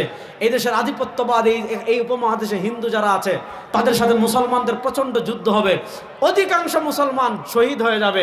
অধিকাংশ মুসলমান শহীদ হওয়ার পর আল্লাহ তাআলা ওই যুদ্ধে মুসলমানদেরকে বিজয় দিবেন। ভারত যারা অমুসলিম শাসক করবে, মুসলমান সেই শাসকদেরকে বন্দি করবে, বন্দি করে তাদের গড়ায় বেড়ি লাগাবে, রওনা করবে। ওই বাহিনী যখন দিমাশকে পৌঁছাবে, হযরত ঈসা আলাইহিস সালামের সাথে হিন্দুস্তানের বাহিনীর দেখা হয়ে যাবে। এবার আপনি হিসাব মিলান, যুবক ভালো করে বুঝে হিসাব মিলাও। যুদ্ধ হবে এখানে, বিজয় হবে মুসলমানের, এখান থেকে যাবে বন্দি করে দিমাশকে, যাওয়ার পর ঈসা আলাইহিস সালামের সাথে দেখা হবে। তাহলে বুঝেন, এদিক থেকে ঈসা আলাইহিস সালাম যেই মসজিদে নামবেন, সেই মসজিদ বিজয় হয়ে গিয়েছে। বায়তুল মাকদিস বিজয় হওয়ার কাছাকাছি, ফিলিস্তিন বিজয় হওয়ার কাছাকাছি। হামাসের মুজাহিদরা এক বছর থেকে, গত বছরের 7 অক্টোবর তুফান আল আকসা শুরু হয়েছে, আজকে 7 অক্টোবর পাড়ি দিয়ে আজকে 16ই ডিসেম্বর, প্রায় 1 বছর 2 মাসের অধিক হয়ে গিয়েছে তুফান আল আকসা চলছে। এদিকে সিরিয়ায় মুজাহিদরা বিজয় হয়ে গিয়েছে, এদিকে আফগানিস্তানে মুজাহিদরা বিজয় হয়ে গিয়েছে, এদিকে তুর্কিস্তানে ইসলাম ফেরা শুরু করেছে, এদিকে তুরস্কে ইসলাম ফেরা শুরু করেছে, এদিকে বাংলাদেশে মুসলমানরা এবং দেশপ্রেমিক মানুষেরা ভারতের আধিপত্যবাদকে পরাজিত করে ফেলেছে। পাকিস্তানও জেগে ওঠা শুরু করেছে। পৃথিবীর তাবৎ মুসলিম রাষ্ট্রগুলো জেগে উঠে আমাদেরকে এই মেসেজ দিচ্ছে, এই বার্তা দিচ্ছে, মুসলমানদের বিজয়ের আর বেশি দিন বাকি নাই। আমার নবী ভবিষ্যৎবাণী করে গিয়েছেন, হিন্দুস্তানে যুদ্ধ হবে ইনশাআল্লাহ। এখন তোমরা আমাদের দেশ দখলের হুমকি দিবা, আর আমরা বসে বসে আঙ্গুল চুষবো। তুমি কলকাতার হার্বাল ঔষধ বিক্রিকারীর মতো আমাদের দেশে বাসে যেমন সিরিপুরি ট্যাবলেট বিক্রি করে, ওই আমাদের দেশের বাসের সিরিপুরি ট্যাবলেট বিক্রিকারী আর কলকাতার সাংবাদিক যেগুলো আছে, এগুলোর মধ্যে কোনো পার্থক্য নাই। এগুলা সব এক একটা হারুন আঙ্কেল, সবগুলার এনে চিড়িয়াখানায় বন্দি করে রাখা দরকার। কারণ এগুলো তো মানুষ না, এগুলো পশু। এজন্য চিড়িয়াখানায় মানুষ যায় পশু দেখতে, এদেরকে চিড়িয়াখানায় এনে বন্দি করে রাখার দরকার আছে না নাই? তাহলে আমি যে কথা বলছি, হতাশ হওয়ার কিছু নাই। যুবকদেরকে বলছি, হতাশ হওয়ার কিছু নাই। আমাদের জীবনে ব্যর্থতা বলতে কিছু নাই। আরে তোমরা তো বিশ্বাস করো মরলেই তোমাদের শেষ। তোমরা তোমাদের রামের জন্য আসো, তোমরা তোমাদের বামের জন্য আসো, তোমরা তো মুদির জন্য আসো, তোমরা দুনিয়ার সামান্য স্বার্থের জন্য আসো। আর আমরা কারো নেতার জন্য যাই না, আমরা যাই আল্লাহর রাস্তায় শহীদ হওয়ার জন্য। যাদের অন্তরে আল্লাহর রাস্তায় শহীদ হওয়ার তামান্না আছে, এদেরকে পরাজিত করবে ভারতের বাপেরও ক্ষমতা নাই। ভারত আমার দেশের দিকে হাত তুলবে, কাশ্মীর পর্যন্ত আবার মুসলমানের হয়ে যাবে, আবার মুসলমানের হয়ে যাবে ইনশাআল্লাহ।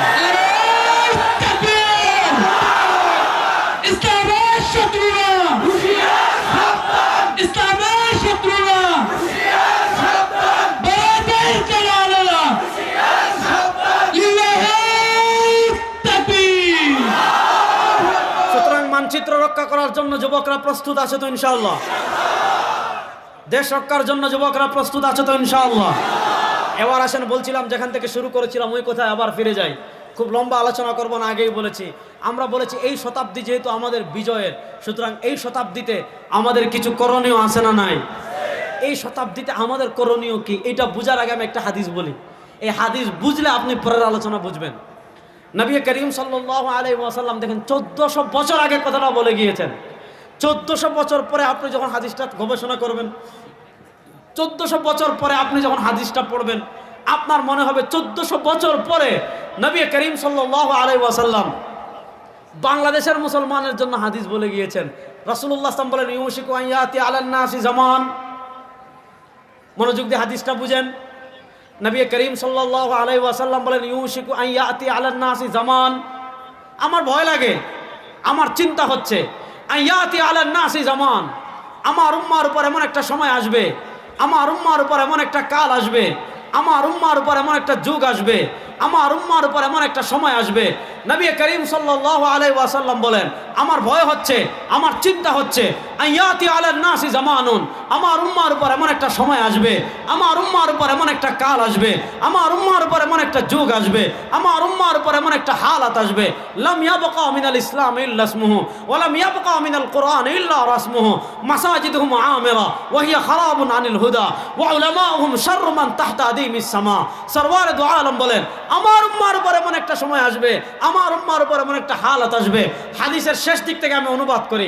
নবী করিম সাল্লাল্লাহু আলাইহি ওয়াসাল্লাম বলেন, ওই সময় মাসাজিদুহুম আমিরা, আমার উম্মার উঁচা উঁচা মসজিদ হবে, মিনারা হবে, গম্বুজ হবে। জিরাববাসী বলবে, আমাদের মসজিদের মতো মসজিদ এ বাংলাদেশে আর নাই। আশুলিয়ারেরা বলবে, আমাদের গম্বুজের মতো গম্বুজওয়ালা মসজিদ আর নাই। ধামরাইয়েরা বলবে, আমরা যে টাইলস লাগিয়েছি এমন টাইলস বাংলাদেশের আর কোনো মসজিদে নাই। ঢাকাওয়ালারা বলবে, আমরা যে মিনারা বানিয়েছি এরকম মিনার বাংলাদেশের কোথাও নাই। সিলেটেরা বলবে, আমরা যে সাউন্ড সিস্টেম ব্যবহার করেছি এরকম সাউন্ড সিস্টেম বাংলাদেশের আর কোথাও নাই। চট্টগ্রামেরা বলবে, আমরা যে মোজাইক দিয়েছি এরকম মোজাইক আর দুনিয়াতে কোথাও নাই। আর আরেক দল বলবে, আমরা মসজিদে ঝাড়বাতি দিয়েছি, রাত্রে মসজিদ এমনি সব পরিষ্কার থাকে, এরকম ঝাড়বাতি বাংলাদেশের আর কোথাও নাই। তো নবী করিম সাল্লাল্লাহু আলাইহি ওয়াসাল্লাম বলেন, আমার উম্মার উপর এমন সময় আসবে, আমার উম্মার উপর এমন একটা কাল আসবে, আমার উম্মার উপর এমন একটা যুগ আসবে, মাসাজিদুহুম আমিরা, মসজিদ হবে উঁচা উঁচা, দালান হবে উঁচা উঁচা, মসজিদের টাইলস দামি হবে, মসজিদের ফ্যান দামি হবে, মসজিদের এসি দামি হবে, মসজিদের সব কিছু দামি হবে, কিন্তু ওয়াহিয়া খারাবুন আনিল হুদা, মসজিদে হেদায়েত থাকবে না। মসজিদে কি থাকবে না? হেদায়েত। আজকে আমাদের দেশে দেখেন, মডেল মসজিদ পাইবেন 500টা, মডেল মসজিদ পাইবেন কয়টা? আমরা যখন রাত্রে সফর করি, যুবকরা ভালো করে বুঝো, আমরা যখন রাত্রে সফর করি রাস্তার পাশে হঠাৎ এত সুন্দর মসজিদ পাই, গ্রামের ভিতরে রাস্তায় পাশে এত সুন্দর মসজিদ, দামি টাইলস, দামি ফ্যান, রং চকচক করতেছে, দামি বাতি, বিদেশি কোনো কোম্পানি দিয়েছে, বিদেশি কোনো শায়েখ দিয়েছে, কিন্তু দেখা যাচ্ছে মসজিদ তো সুন্দর, টাইলসও সুন্দর, বাথরুমও সুন্দর, অজুখানাও সুন্দর, সব কিছু সুন্দর, কিন্তু ফজরের সময় মসজিদ তালা মারা, ইমামও নাই, মুয়াজ্জিনও নাই, মুক্তাদিও নাই। আছে না নাই? আমরা যখন পড়াশোনা করি মার্কাজুদ দাওয়ায়, তখন মিশর থেকে এক জামাত এসেছিলেন তাবলীগে। ওই জামাতের আমির সাহেব একটা কথা বলেছেন, ওই কথাটা আমার কানে এখনো বাজে।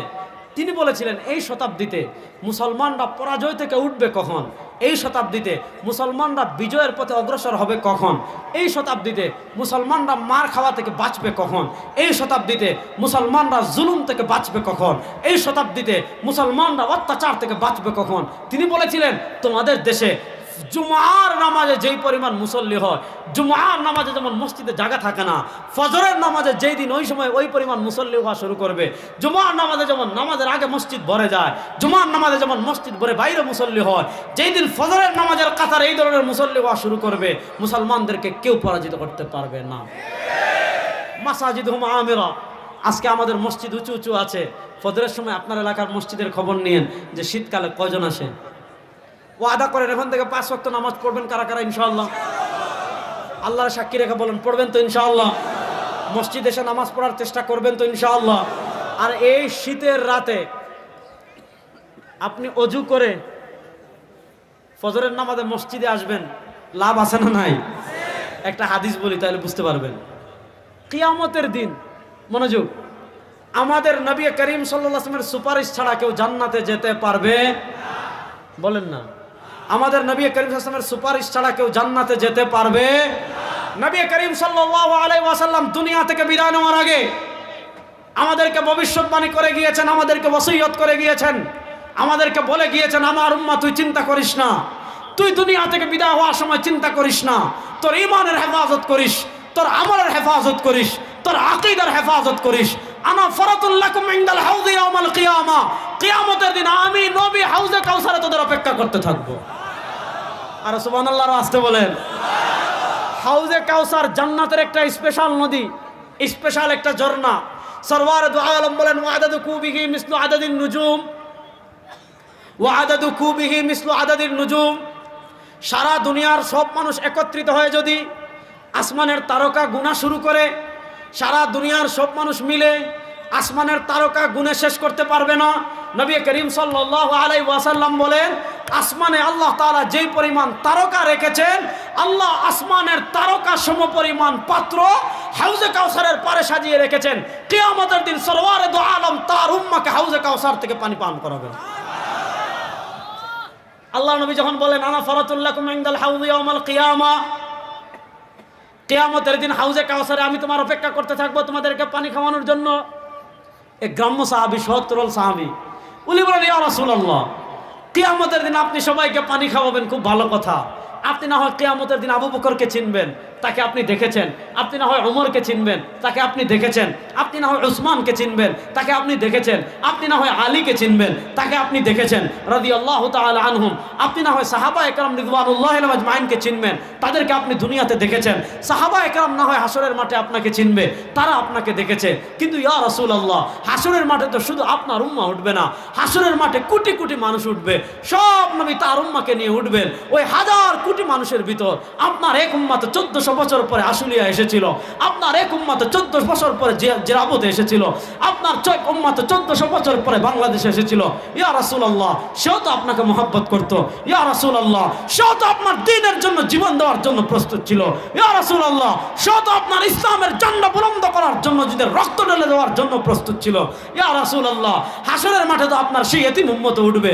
ইয়া রাসূলুল্লাহ, আপনিও তাকে দুনিয়াতে দেখেন নাই, তার চর্মচক্ষু দুনিয়াতে আপনাকে দেখে নাই। ইয়া রাসূলুল্লাহ, কিয়ামতের দিন তো আপনি হাউজে কাউসারে তাদের অপেক্ষা করবেন। ইয়া রাসূলুল্লাহ, আপনি তো তাকে দেখেন নাই, সেও আপনাকে দেখে নাই। ইয়া রাসূলুল্লাহ, কিয়ামতের দিন হাজার কোটি মানুষের ভিতর আপনার ওই জিরাবুর ছোট্ট মুহাম্মদকে, জিরাবুর ছোট্ট আহমদকে, জিরাবুর ছোট্ট সুলাইমানকে, জিরাবুর ছোট্ট আব্দুল্লাহকে, ইয়া রাসূলুল্লাহ, আপনি কেমনে চিনবেন যে ওইটা আপনার উম্মত? সুবহানাল্লাহ বলেন। আচ্ছা, প্রশ্নটা যৌক্তিক না অযৌক্তিক? যৌক্তিক। আল্লাহ নবী সাল্লাল্লাহু আলাইহি ওয়াসাল্লাম জবাব দিচ্ছেন, আরাআইতা লাউ আন্না রাজুলান লাহু ফারাসুন, আরাআইতা লাউ আন্না রাজুলান লাহু ফারাসুন গুররুম মুহাজ্জালুম বাইনা দুহমিন ওয়া বুহমিন। আল্লাহ নবী বলেন, বলো আমাকে, আমার উম্মাহকে আমি কেমনে চিনবো জানো? আমার উম্মাহ, আমার নবী বলেন, শুনো শুনো, আমাকে তোমরা বলো, আরাআইতা, আমাকে তোমরা বলো, লাউ আন্না রাজুলান, মনে করেন আশুলিয়ার এক ব্যক্তির, মনে করেন জিরাবুর এক ব্যক্তির 1 লক্ষ ঘোড়া আছে, গুররুন, কালো, মুহাজ্জাল অথবা সাদা। এই মনে করেন জিরাবুর এক ব্যক্তির 1 লক্ষ ঘোড়া আছে, এই 1 লক্ষ ঘোড়া হলো সাদা। জিরাবুর এক ব্যক্তির 1 লক্ষ ঘোড়া আছে, এই 1 লক্ষ ঘোড়া হলো কালো। এই 1 লক্ষ ঘোড়ার ভিতর একটা ঘোড়া হলো চান কপালে, ওই 1 লক্ষ সাদা ঘোড়ার ভিতর একটা ঘোড়া হলো চান কপালে, এই 1 লক্ষ কালো ঘোড়ার ভিতর একটা ঘোড়া হলো চান কপালে। 1 লক্ষ ঘোড়ার ভিতর একটা ঘোড়া হলো চান কপালে। বলেন, 1 লক্ষ ঘোড়ার ভিতর একটা ঘোড়ার যদি কপাল সাদা হয়, একটা ঘোড়ার যদি পা সাদা হয়, ওই ঘোড়া বের করতে মালিকের কোনো কষ্ট হবে? বড় আসতে বললেন। এক মাঠে 1 লক্ষ ঘোড়া বাঁধা আছে, 1 লক্ষ ঘোড়ার ভিতরে একটা ঘোড়া যদি পা সাদা হয় আর কপাল সাদা হয়, চান কপালি ঘোড়া, তাহলে এই চান কপালি ঘোড়া খুঁজে বের করতে মালিকের কষ্ট হবে? সরওয়ার দু আলম বলেন, ইন্না উম্মতি ইউরাদুনা ইয়াউমাল কিয়ামাতি গুররাম মুহাজ্জালিনা মিন আসারিল ওয়াদু।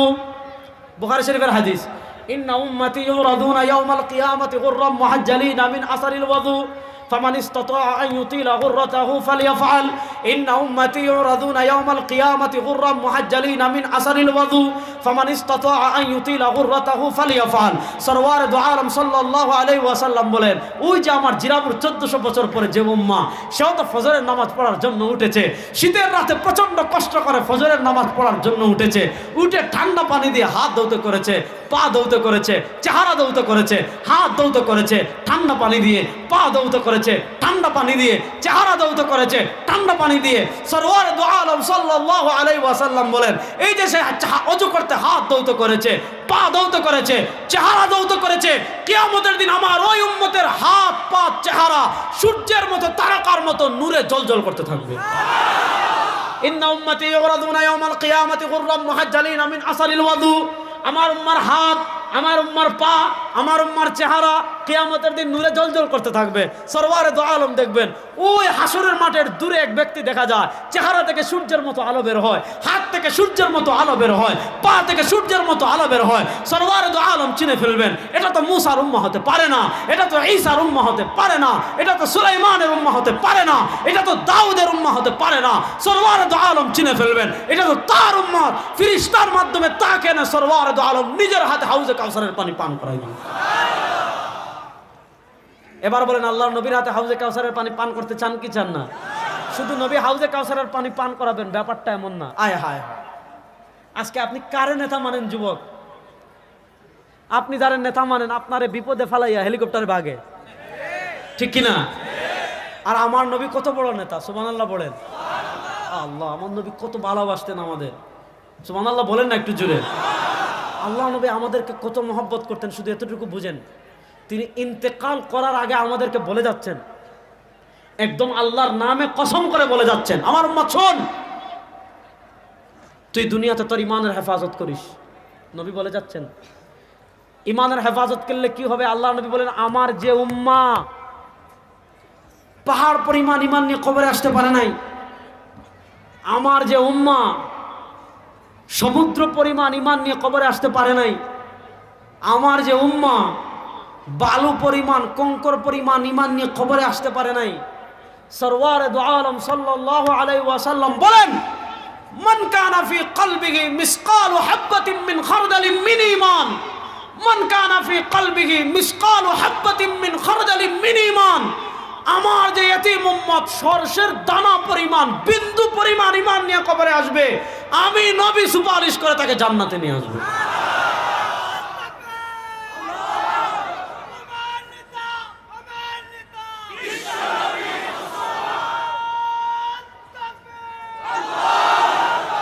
এই স্লোগান দিতে পারবেন তো, তোমার নেতা আমার নেতা বিশ্বনবী মুস্তাফা। আসতে কোন জয় বাংলাতে কইছেন, মেয়ে ধামরাই থেকে শোনা গেছে। এক কাপ লাল চা খেয়ে আর 100 টাকা পেয়ে, তোমার নেতা আমার নেতা, তোমার নেতা আমার নেতা। আরে দুই হাত তুলে বলেন না, তোমার নেতা আমার নেতা। আমরা সবাই রাসূল সেনা, তোমার নেতা আমার নেতা। নারায়ে তাকবীর, নারায়ে তাকবীর। তোমার নেতা আমার নেতা। আল্লাহ সবাইকে কবুল করুক। আমার নবী বলেছেন, চিন্তা করিস না, যে যারা পরিমাণ ঈমান নিয়ে কবরে আসবে আমি তোকে সুপারিশ করে জান্নাতে নিয়ে আসবো। তাহলে এবার বলেন, যেই জিনিসটা সামান্য থাকলে আপনি জান্নাতে যেতে পারতেছেন, এটার চেয়ে দামি জিনিস দুনিয়াতে আর কিছু আছে? সবচেয়ে দামি জিনিসের নাম, হ্যাঁ বলেন না, সবচেয়ে দামি জিনিসের নাম। কথা যাচ্ছে আরেকদিকে, যে জিনিসটা আমি বুঝাতে চাচ্ছি, যে এই উম্মার হালাত এমন হবে, বিশাল বিশাল মসজিদ থাকবে, হেদায়েত থাকবে না। আল্লাহ নবী সাল্লাল্লাহু আলাইহি ওয়াসাল্লামের যুগে মসজিদ ছিল খেজুর পাতা, মনোযোগ দিয়ে শুনেন। আল্লাহ নবী সাল্লাল্লাহু আলাইহি ওয়াসাল্লামের যুগে মসজিদ ছিল খেজুর পাতার, এমন মসজিদ ছিল, সাহাবী বলেন বৃষ্টি হয়েছে, পানি পড়েছে, কাদা জমে গিয়েছে, আল্লাহ নবী কাদার ভিতর সিজদা করেছেন। হাত্তা রাআইতু আসারাত তিনি ফি ওয়াজহি, সাহাবী বলেন আমি দেখতে পেলাম নবী করিম সাল্লাল্লাহু আলাইহি ওয়াসাল্লামের চেহারা মুবারক, নবী কি সুন্দর ছিলেন, আমার নবীর চেহারা মুবারকটা কি সুন্দর ছিল। হযরত আবু সাঈদ খুদরি বলেন, হযরত আবু হুরায়রা বলেন, খারাজতু লাইলাতান মুকমিরা মা রাসূলিল্লাহ, এখন যেমন আকাশে পূর্ণিমার চাঁদ, আজকে যেমন আকাশে বড় চাঁদ, এরকম পূর্ণিমার চাঁদ রাতে, সাহাবী বলেন এরকম এক পূর্ণিমার রাতে আমি নবী করিম সাল্লাল্লাহু আলাইহি ওয়াসাল্লামের সাথে মদিনার রাস্তায় হাঁটছিলাম। ফারাআইতু মাররাতান ইলাল কমর, সাহাবী বলেন আমি একবার আকাশের পূর্ণিমার চাঁদের দিকে তাকাই, ওয়া মাররাতান ইলা ওয়াজহি রাসূলিল্লাহ সাল্লাল্লাহু আলাইহি ওয়াসাল্লাম, আমি একবার আকাশের পূর্ণিমার চাঁদের দিকে তাকাই, আরেকবার সরওয়ারে দু আলম সাল্লাল্লাহু আলাইহি ওয়াসাল্লামের চেহারার দিকে তাকাই। ওই সাহাবী বলেন যার হাতে আমার প্রাণ, সেই সত্তার শপথ করে বলছি আমার নবী আকাশের পূর্ণিমার চাঁদের চেয়ে বেশি সুন্দর। সেই পূর্ণিমার চাঁদের চেয়েও সুন্দর নবীর চেহারায়। সাহাবী বলেন মসজিদ এতটা সুন্দর মানে মসজিদ এতটা ছিল, পাকা তো করার সামর্থ্য নাই, মসজিদ ছিল খেজুর পাতা, বৃষ্টি হয়েছে, পানি জমে গিয়েছে, আল্লাহর নবী মাটিতে সিজদা করেছেন, আমার নবীর চেহারা মুবারকে মাটি লেগে আছে। আল্লাহ নবীর যুগে মসজিদ ছিল খেজুর পাতার, কিন্তু সেই মসজিদ থেকে নবী রাষ্ট্র পরিচালনা করেছেন, সেই মসজিদকে নবী মাদ্রাসা বানিয়েছেন, সেই মসজিদকে নবী বিচারালয় বানিয়েছেন, সেই মসজিদকে রোমানরা ভয় পেত, কিসরা ভয় পেত, কায়সার ভয় পেত। আজকে আমাদের সমাজের জায়গায় জায়গায় জায়গায় জায়গায় সব জায়গায় মসজিদ আছে, কিন্তু মসজিদে হেদায়াত নাই। বলেন মসজিদে হেদায়াত, রাত্রে তো সাহস করে মসজিদ খোলা রাখারই সাহস করে না, কারণ মসজিদের ফ্যান চুরি হয়, এসি চুরি হয়, মাইক চুরি হয়। এক জায়গায় শুনলাম মসজিদে পড়ার জন্য কোরআন শরীফ ছিল, কোরআন শরীফ চুরি নিয়ে বিক্রি করে দিচ্ছে। তাহলে বলেন এই দেশে আপনি কেমনে পরিবর্তন করবেন? এক নম্বর, মাসাজিদুহুম আমিরা, মসজিদ হবে উঁচা উঁচা, ওহিয়া খারাবুন আনিল হুদা, মসজিদ হবে হেদায়েত শূন্য। মিলছে কি মিলছে না? বলেন আমাদের দেশের সাথে মিলছে কি মিলছে না? এবার আরেকটা প্রসঙ্গ বলি। নবী বলেন ইউশিকু আন ইয়াতি আলান নাসি জামান, আমার উম্মার উপর এমন একটা সময় আসবে, আমার উম্মার উপর এমন একটা কাল আসবে, আমার উম্মার উপর এমন একটা যুগ আসবে, লাম ইয়াবকা মিনাল ইসলাম ইল্লা ইসমুহু, মাজারে উরুস করার জন্য হাজার হাজার মুসলমান পাবেন, মিনি ফুটবল খেলা দেখার জন্য হাজার হাজার মুসলমান পাবেন, ব্রাজিল আর্জেন্টিনা নিয়ে মারামারি করার জন্য হাজার হাজার মুসলমান পাবেন, আপার নামে স্লোগান দেওয়ার জন্য হাজার হাজার মুসলমান পাবেন। কিন্তু যত মুসলমান থাকবে এদের ইসলামটা শুধু থাকবে নাম পর্যন্ত। লাম ইয়াবকা মিনাল ইসলাম ইল্লা ইসমুহু, তাদের নাম হবে আব্দুল্লাহ, তার নাম হবে আব্দুস সামাদ, তার নাম হবে আহমদ, তার নাম হবে মোহাম্মদ, তার নাম হবে উবায়দুল কাদের, তার নাম হবে হারুন। কি সুন্দর সুন্দর নাম, সুন্দর নাম কি সুন্দর নাম না? নাম হবে সুন্দর সুন্দর, কিন্তু লাম ইয়াবকা মিনাল ইসলাম ইল্লা ইসমুহু, ইসলামের কিচ্ছু তাদের ভিতর থাকবে না। পরিবারে ইসলাম থাকবে না, ব্যবসায় ইসলাম থাকবে না, সমাজে ইসলাম থাকবে না, রাষ্ট্রে ইসলাম থাকবে না, সংসদে ইসলাম থাকবে না, বিচার ব্যবস্থায় ইসলাম থাকবে না, সংবিধানে ইসলাম থাকবে না। ইসলাম থাকবে শুধু নামে। লাম ইয়াবকা মিনাল ইসলামে ইল্লা ইসমুহু, তাদের কাছে ইসলামটা শুধু থাকবে নামে। ওয়ালাম ইয়াবকা মিনাল কোরআনে ইল্লা রাসমুহু, শুনেন, মানুষের ঘরে ঘরে কোরআন থাকবে, কিন্তু কোরআনের সমাজ থাকবে না, কোরআনের আলো থাকবে না, কোরআনের বিচার থাকবে না, কোরআনের সংসদ থাকবে না, কোরআনের সংবিধান থাকবে না, কিন্তু কোরআন করে থাকবে। আচ্ছা বলেন এখন দিন না রাত? আর আসতে বলেন, আপনারা বিরক্ত হয়ে গেছেন? ভাই আমার তো ছুট্টু নাই, আমি সামান্য সময় আরো 10টা মিনিট ধৈর্য ধরতে পারবেন তো ইনশাআল্লাহ? কথা ভালো করে বুঝেন, এখন দিন না রাত? বলেন এখন দিন না রাত? এখন রাতের অন্ধকার, আপনি প্রোগ্রাম শেষ করে বাড়িতে যাচ্ছেন, রাস্তায় সাপ থাকতে পারে, রাস্তায় বিচ্ছু থাকতে পারে, রাস্তায় গর্ত থাকতে পারে, রাস্তায় কারেন্টের খাম্বার সাথে ধাক্কা খেতে পারেন, রাস্তায় রড থাকতে পারে, রড ঢুকতে পারে, রাস্তায় আপনি গর্ততে পড়ে যেতে পারেন, পাশে পুলে পড়ে যেতে পারেন, পাশের খালে পড়ে যেতে পারেন, পাশের নালায় পড়ে যেতে পারেন। তাহলে রাতের অন্ধকার দূর করার জন্য আপনি কি করেন? রাতের অন্ধকার দূর করার জন্য কিচ্ছু লাগে না। আপনি সামান্য মোবাইলের টর্চ লাইট যদি বের করেন, সামান্য মোবাইলের টর্চ লাইট জ্বালালে রাতের অন্ধকার দূর হয়ে যায়। সামান্য মোবাইলের টর্চ লাইট জ্বালালে আপনার রাতের অন্ধকার দূর হয়ে যায়। আপনি সাপ থেকে বাঁচতে পারেন, আপনি বিচ্ছু থেকে বাঁচতে পারেন। আপনি বুঝলেন দুনিয়াতে পথ চলতে হলে আলোর প্রয়োজন হয়, রাতের অন্ধকার দূর করার জন্য আলোর প্রয়োজন হয়, বিদ্যুতের প্রয়োজন হয়, জেনারেটরের প্রয়োজন হয়, সূর্য বিদ্যুতের প্রয়োজন হয়, মোবাইলের প্রয়োজন হয়, মোবাইলের আলোর প্রয়োজন হয়। ও মুসলমান, দুনিয়াতে তো আপনি পথ চলবে জান্নাতের দিকে, কিন্তু নবী করিম সাল্লাল্লাহু আলাইহি ওয়াসাল্লাম বলেছেন সুম্মা খাত্তা আন ইয়ামিনিহি খুতুতা ওয়া আন শিমালিহি খুতুতা ওয়া ক্বালা ফাফি রাসি কুল্লি তরিকিন শাইতান ইয়াদউ আন-নাস ইলা নারি জাহান্নাম। সরওয়ার দু আলম বলবেন, দুনিয়াতে আপনি যখন জান্নাতের পথে পথ চলতে চাইবেন, শয়তান আপনার সামনে অন্ধকার করে রাখবে, শয়তান আপনার পিছন অন্ধকার করে রাখবে, শয়তান আপনার ডান অন্ধকার করে রাখবে, শয়তান আপনার বাম অন্ধকার করে রাখবে। আপনার ডান থেকে, আপনার বাম থেকে, আপনার সামন থেকে, আপনার পিছন থেকে ইয়াদউন নাস ইলা নারি জাহান্নাম, শয়তান আপনাকে জাহান্নামের দিকে ডাকবে। শয়তান আপনার ডানে একটা পথ তৈরি করবে, শয়তান আপনার বামে একটা পথ তৈরি করবে, শয়তান আপনার সামনে একটা পথ তৈরি করবে, শয়তান আপনার পিছনে একটা পথ তৈরি করবে। সামনে পিছনে ডানে বামে সব জায়গা থেকে ইয়াদউন নাস ইলা নারি জাহান্নাম, শয়তান মানুষকে জাহান্নাম থেকে বাঁচাবে। এবার শয়তান মানুষকে জাহান্নামের দিকে ডাকবে। এবার প্রশ্ন হলো, শয়তানের অন্ধকার আপনি মোবাইল জ্বালিয়ে দূর করতে পারবেন না, শয়তানের অন্ধকার কারেন্ট দিয়ে দূর করতে পারবেন না, শয়তানের অন্ধকার জেনারেটর দিয়ে দূর করতে পারবেন না, শয়তানের অন্ধকার সৌর বিদ্যুৎ দিয়ে দূর করতে পারবেন না। আল্লাহ বলেন, আমি তোমাদেরকে দিয়েছি কোরআন, ফিহি হুদাম ওয়া নূর। এই কোরআন হলো বাতি, এই কোরআন হলো আলো। এই কোরআনের বাতি জ্বালিয়ে যারা পথ চলবে, এই কোরআন দিয়ে যারা সমাজ সাজাবে, এই কোরআনের আলোয় যারা পথ চলবে, এই কোরআনের আলোয় যারা আলোকিত হবে, কোরআনে তাদেরকে জান্নাতে নিয়ে যাবে। তাহলে কোরআন হলো বাতি।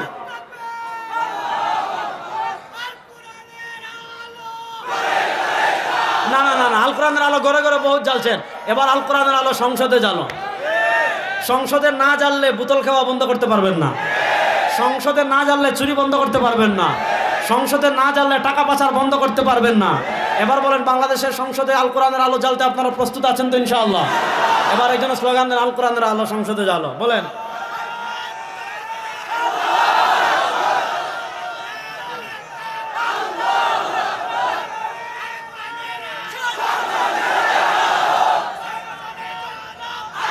শুনেন শুনেন শুনেন, সংসদে আল কোরআনের আইন জারি না করলে আপনার দেশের কি অবস্থা হবে? এমন এমন দরবেশ তৈরি হবে, বাংলাদেশের এক দরবেশ শেয়ার বাজার খেয়ে ফেলছে। উনি আমাদেরকে সহি হাদিস শিখাতো। কি শিখাতো? সহি হাদিস। এক দরবেশ শেয়ার বাজার খেয়ে ফেলেছে, আরেক দরবেশ ইসলামী ব্যাংক খেয়ে ফেলেছে। চুরি বন্ধ করতে চান, রাহাজানি বন্ধ করতে চান, খুন বন্ধ করতে চান, গুম বন্ধ করতে চান, সন্ত্রাস বন্ধ করতে চান, চাঁদাবাজি বন্ধ করতে চান, ধর্ষণ বন্ধ করতে চান, টাকা পাচার বন্ধ করতে চান, উন্নয়নের নামে রোডের বদলে বাস দেওয়া বন্ধ করতে চান। আমি আল্লাহর জাতের কসম করে বলি, মাত্র 3 মাসের জন্য কোরআনের আইন বাস্তবায়ন করে দেখেন, সব বন্ধ হয়ে যাবে ইনশাআল্লাহ।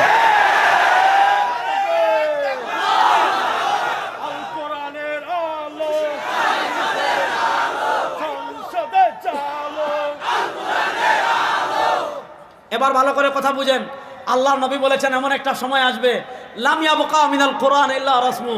মানুষ কোরআন দিয়ে তাবিজ দিবে, মানুষ কোরআন দিয়ে ঝাড়ফুঁক করবে। ঘরে কোরআন শরীফ লাগবে যাতে জিন না ঢুকে, বউয়ের কাছে কোরআন শরীফ রাখবে যাতে বাচ্চা নর্মাল ডেলিভারি হয়। আপনি গাড়িতে সাইরকুল লিগা লটকাই দিবে যাতে গাড়ি অ্যাক্সিডেন্ট না হয়।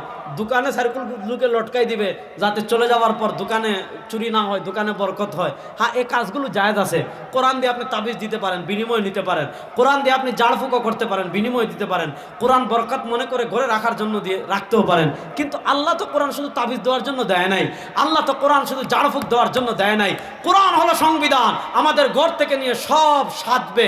ঘর বলেন, সংসদ বলেন, বিচার ব্যবস্থা বলেন, সব জায়গায় সাজবে হলো কোরআন দিয়ে। কিন্তু নবী বলেছেন, ওয়ালাম ইয়াবকা মিনাল কোরআন ইল্লা রাসমু। এমন একটা সময় আসবে কোথাও কোরআন থাকবে না। বলেন, 92% মুসলমানের দেশের সংসদে কোরআন আছে না? এটা বড় আসতে কইলেন। বিচার ব্যবস্থায় কোরআন আছে? এবার আমি আপনাদেরকে একটা হিস্টোরি বলে শেষ করবো, ভালো করে বুঝেন। আমাদের একটা স্বাধীনতা আজকে গেল, একটা বিজয় দিবস যায় নাই? আমাদের স্বাধীনতা কিন্তু শুধু 1971-এ না, 1971-এর আগে আমাদের আরেকটা স্বাধীনতা আছে না নাই? দেখছেন, জানে না যুবকরা? 1947-এ আরেকটা স্বাধীনতা আছে না নাই? 47-এর ইতিহাস আড়াল করে রাখা হয় কেন জানেন? যাতে আলেমদের অবদান মানুষের চোখে না পড়ে। এজন্য আমাদের এক স্বাধীনতা 47-এর আগে, খুব মনোযোগ দিয়ে যুবকরা ইতিহাসটা শোনো, এটা বলে শেষ করব। 1803 সাল থেকে নিয়ে 1947 সাল পর্যন্ত বাংলাদেশ, ভারত, পাকিস্তান এই 3 রাষ্ট্র তখন এক রাষ্ট্র ছিল। এই রাষ্ট্রের ক্ষমতায় ছিল ব্রিটিশ। কারা? ইংরেজরা। আচ্ছা, এবার একটা প্রশ্ন করে উত্তর দেন। ইংরেজরা যে এদেশের রাষ্ট্র ক্ষমতায় ছিল, তারা এদেশের মালিক ছিল না ডাকাত ছিল? আর আসতে বলেন, তারা এদেশের মালিক ছিল না ডাকাত ছিল? ডাকাত। এই ডাকাতরা 150 বছরের মতো ক্ষমতায় ছিল। ডাকাতরা যখন, এমন আওয়ামী লীগের আমলে যেমন হিন্দুরা ভিআইপি ছিল, মনে হয়েছিল দেশ তাদের। ডাকাতদের আমলে, ব্রিটিশের আমলে জমিদার হতো হিন্দুরা, ট্যাক্স আদায় করার দায়িত্ব পেত হিন্দুরা, বড় বড় পদ পেত হিন্দুরা। এরা মুসলমানদের বিরুদ্ধে মারাত্মক বৈষম্য করত, জুলুম করত। মুসলমানরা বলল, আর হিন্দুদের সাথে থাকবো না, মুসলমানদের আলাদা আবাসভূমি হবে, হিন্দুদের আলাদা আবাসভূমি হবে। 1947 সালের শবে কদরে, রমজান মাসের 26 তারিখ দিবাগত রাতে, জুমার রাতে 14 আগস্ট মুসলমানদের আলাদা আবাসভূমি হয়েছে, মুসলমানদের আলাদা আবাসভূমি পাকিস্তান, হিন্দুদের আলাদা আবাসভূমি হিন্দুস্তান। শুনেন, পাকিস্তান প্রতিষ্ঠার আন্দোলনে মুসলমানরা যখন অংশগ্রহণ করেছে, সব মুসলমানদের তখন স্লোগান ছিল, 70% বেশি মুসলমানের স্লোগান ছিল, আর হিন্দুদের সাথে থাকবো না, আমাদের রাষ্ট্র হবে আলাদা। তখন পাকিস্তান প্রতিষ্ঠার আন্দোলনের স্লোগান ছিল, পাকিস্তান কা মতলব ক্যা, লা ইলাহা। বলেন, পাকিস্তান কা মতলব ক্যা, লা ইলাহা। তাহলে বোঝা গেল পাকিস্তান কা মতলব ক্যা, লা ইলাহা। লা ইলাহা ইল্লাল্লাহর উপর 47 দেশ স্বাধীন হলো। এবার আমি একটা ইতিহাস বলি। এই যে ব্রিটিশ আমাদের দেশে 150 বছর ছিল, তারা মালিক ছিল না ডাকাত ছিল? আর আসতে বলেন। আজকে যারা সাদা চামড়ার যারা অহংকার করে, তাদেরকে সভ্য বলে, আমরা বলি তোমরা কিসের সভ্য? তোর বাপ দাদারা আমাদের দেশের টাকা চুরি করে ধনী হয়েছে, তোরা চুরের বাচ্চা চুর, ডাকাতের বাচ্চা ডাকাত। ইতিহাস জানতে হবে। এবার বুঝেন, 47-এ স্বাধীনতা হয়েছে কিসের উপর? এটা মাথায় রাখবেন, এটা কিন্তু শাহবাগীরা আমাদেরকে মনে করতে দেয় না। গত 15 বছর এটা বলতেন, আপনারা আয়না করে নিবে। শুনেন, সর্বশেষ জুলাই মাসে আমার 2বার নিচে বাতের হোটেলে। বাতের হোটেল বুঝছেন তো? হ্যাঁ, বাতের হোটেলে আমার নিচে 2বার। হ্যাঁ হ্যাঁ, ভালো করে বুঝেন। তাহলে 47-এর স্বাধীনতার ভিত্তি কি ছিল? লা ইলাহা। বলেন না, 47-এর স্বাধীনতার ভিত্তি কি ছিল? লা ইলাহা। 47-এর স্বাধীনতার ভিত্তির পর পাকিস্তান 2 ভাগ হলো, এক ভাগ পূর্ব পাকিস্তান, আরেক ভাগ পশ্চিম পাকিস্তান। এখন দেখা যেত পশ্চিম পাকিস্তানিরা নানা কারণে আমাদেরকে ঠকায়। আমাদের দেশের গার্মেন্টসে কাপড় হয়, এগুলো উৎপাদন হয়, তারা ওগুলো নিয়ে খারাপগুলো আমাদেরকে দেয়। আমাদের এখানে ভালো কাগজ হয়, তারা ওই কাগজগুলো নিয়ে খারাপ কাগজ দেয়। আমাদের এখানে ধান হয়, তারা ভালো ধান নিয়ে খারাপ ধান দেয়। তো তারা আমাদের উপর এই ধরনের অত্যাচার করার কারণে 3টা মৌলিক স্লোগানকে সামনে রেখে আজকে শাহবাগী নাস্তিকদেরকে আমি চ্যালেঞ্জ করছি, যারা আজকে 71-এর মুক্তিযুদ্ধকে ইসলামের বিপরীত দাঁড় করাই দেয়, আমরা চ্যালেঞ্জ করি, 71-এর মুক্তিযুদ্ধ কখনো ইসলামের বিরুদ্ধে ছিল না। বলেন, 71-এর মুক্তিযুদ্ধ কখনো ইসলামের বিরুদ্ধে ছিল? 71-এর মুক্তিযুদ্ধের চেতনা ছিল 3টা। বলেন কয়টা? আপনি মুজিবনগর সরকারের 6 দফা দেখেন, আপনি 70-এর নির্বাচনের গণ অভ্যুত্থান দেখেন, 70-এর নির্বাচনের ইশতেহার দেখেন, 69-এর গণ অভ্যুত্থান দেখেন। আমাদের মুক্তিযুদ্ধের 3টা চেতনা ছিল, সাম্য, মানবিক মর্যাদা, সামাজিক ন্যায় বিচার। বলেন সাম্য। এই যুবকরা বলো, সাম্য, মানবিক মর্যাদা, সামাজিক ন্যায় বিচার। তাহলে বলেন, আমাদের মুক্তিযুদ্ধের চেতনা ছিল কয়টা? যাদের মাথায় টুপি নাই এমন একজন দাঁড়াইয়া বলেন তো 3টা কি কি? যাদের মাথায় টুপি নাই এমন একজন দাঁড়ান। যুবক দেখেন, বাচ্চাদের, আরে মুরব্বী কেউ না, মুরব্বী কেউ না, একজন তরুণ দাঁড়াও, বলো সাম্য, মানবিক মর্যাদা, সামাজিক ন্যায় বিচার। বলেন, আমাদের মুক্তিযুদ্ধের চেতনা ছিল কয়টা? 1 নাম্বার, ওই এক ভাই হাত তুলছেন, দাঁড়ান দাঁড়ান। মর্যাদা, সামাজিক ন্যায় বিচার। তাহলে আমাদের মুক্তিযুদ্ধের এই 3 চেতনার ভিতর কোরআনকে মুছে দেওয়ার কিছু আছে? ভারতের দালালি করার কিছু আছে? হিন্দুদের সংস্কৃতি প্রমোট করার কিছু আছে? ধর্মনিরপেক্ষতা আছে? বলেন না, ধর্মনিরপেক্ষতা আছে? সমাজতন্ত্র আছে? না। আমাদের মুক্তিযুদ্ধের চেতনা ছিল 3টা, সাম্য, মানবিক মর্যাদা, সামাজিক ন্যায় বিচার। কিন্তু দেখা গিয়েছে মুক্তিযুদ্ধ হয়েছে 71-এ, 72-এ ডক্টর কামাল সাহেব আমাদের বাংলাদেশে উনি সংবিধান লেখেন নাই, গিয়ে লেখছেন দাদার দেশে। দাদার দেশে যে সংবিধান লেখা হয়েছে, ওই সংবিধানে কোরআন এবং দেশের বিরুদ্ধে যা কিছু আছে আমরা সেটা মানি না। বলেন, কোরআনের বিরুদ্ধে যা আছে আমরা মানি, আল্লাহর বিরুদ্ধে যত আইন আছে আমরা মানি। আমরা বিশ্বাস করি এই জমিনের মালিককে, এই আসমানের মালিককে, সার্বভৌমত্বের মালিককে। যদি সার্বভৌমত্বের মালিক আল্লাহ হন, আমাদের ঈমান বলে এই জমিনে আইন চলবে, আল্লাহর কারো বাপের আইন চলবে না। আইন চলবে কার? এ চিল্লাইয়া বলেন, আইন চলবে কার? কারো বাপের আইন আমরা মানি, কারো বাপের আইন মানি। এখন দেখেন, ব্রিটিশ বিদায় নিছে 47-এ, আওয়ামী লীগ ভাগছে। আওয়ামী লীগ ভাগার পর আওয়ামী লীগ যা রেখে গিয়েছে, অন্তর্বর্তীকালীন সরকার সেটা সংস্কার করার কথা বলছে। এবার আপনাদের দাদারা ব্রিটিশদেরকে ভাগাইছে, এই ব্রিটিশদের আইন কি এখন আপনারা মানবেন? বুঝিয়া কোন, কারণ পরের ওয়াজটা খুব তিতা হবে। ব্রিটিশের আইন আমরা মানি। এবার আসেন, আল্লাহর কোরআন। আবার বলি, এই মনোযোগ যুবকরা, একটা দেশের বিচার ব্যবস্থা কেমনে চলবে, বিচারালয় কেমনে চলবে, কোরআনে আছে না নাই? ইসলাম দণ্ডবিধি দিয়েছে 3 প্রকার। কয় প্রকার? মুখ খুলে বলেন, কয় প্রকার?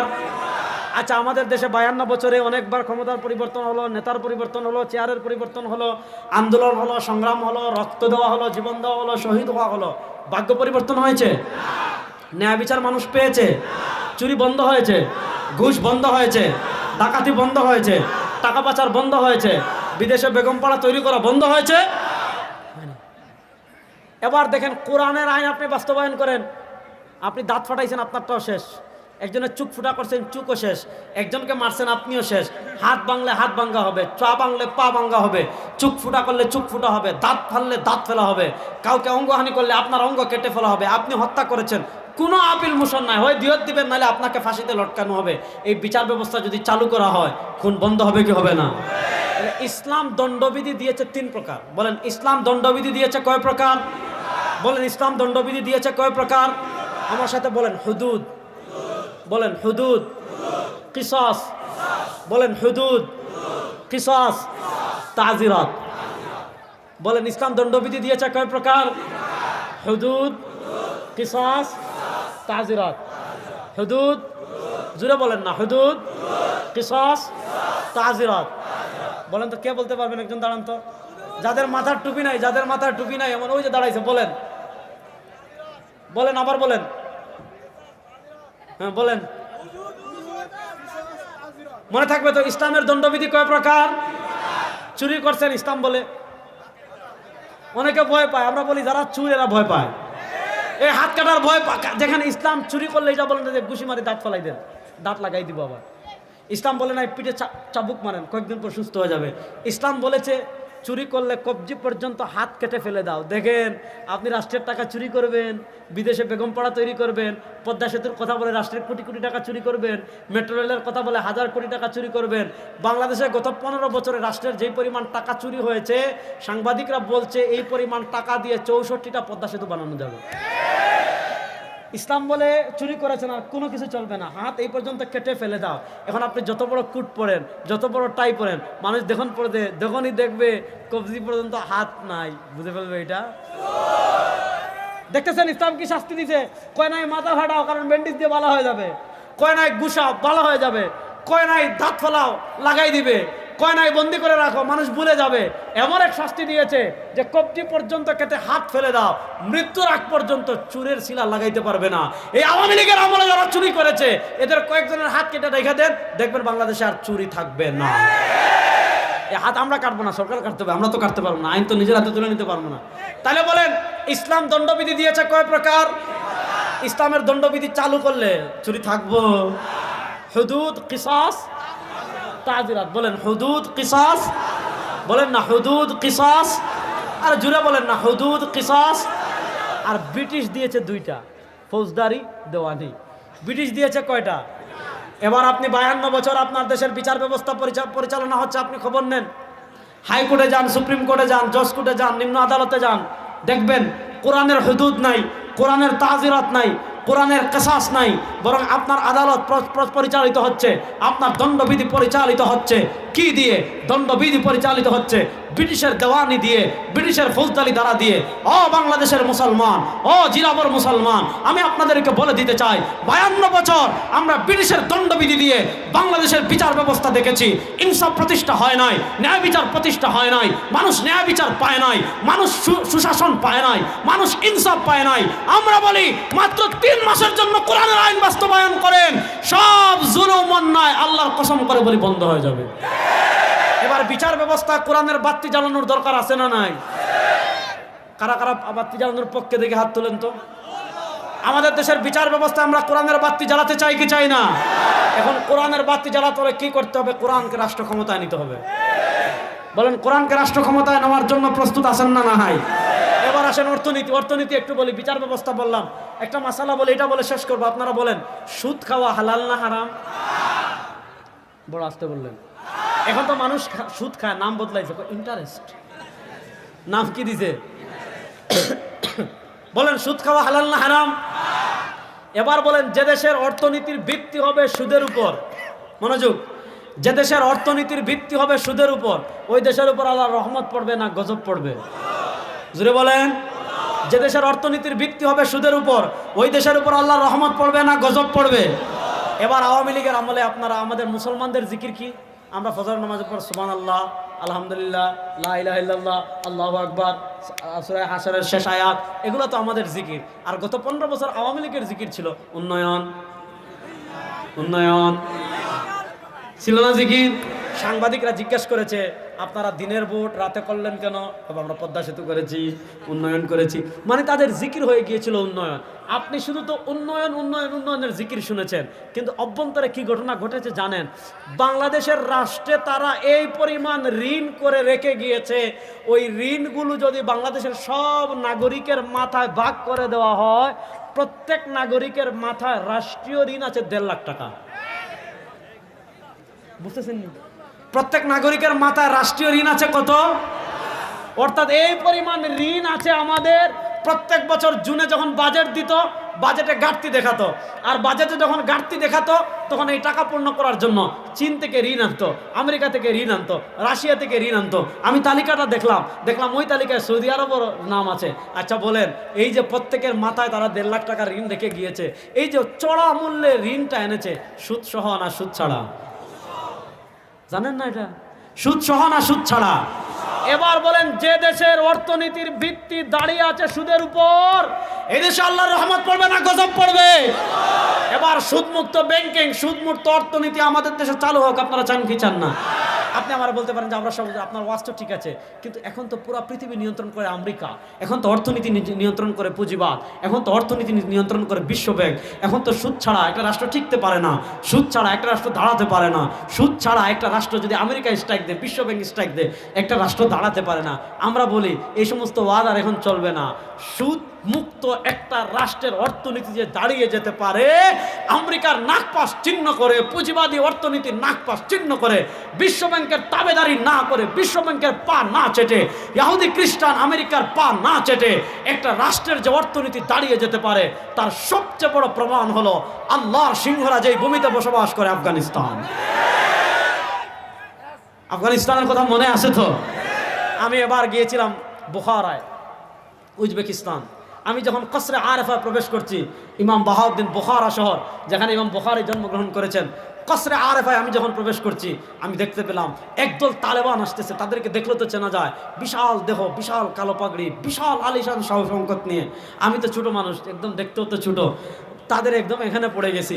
দেখলাম তারা নামাজ পড়বে, ভাবলাম আজকে তাদের পিছনে নামাজ পড়ি।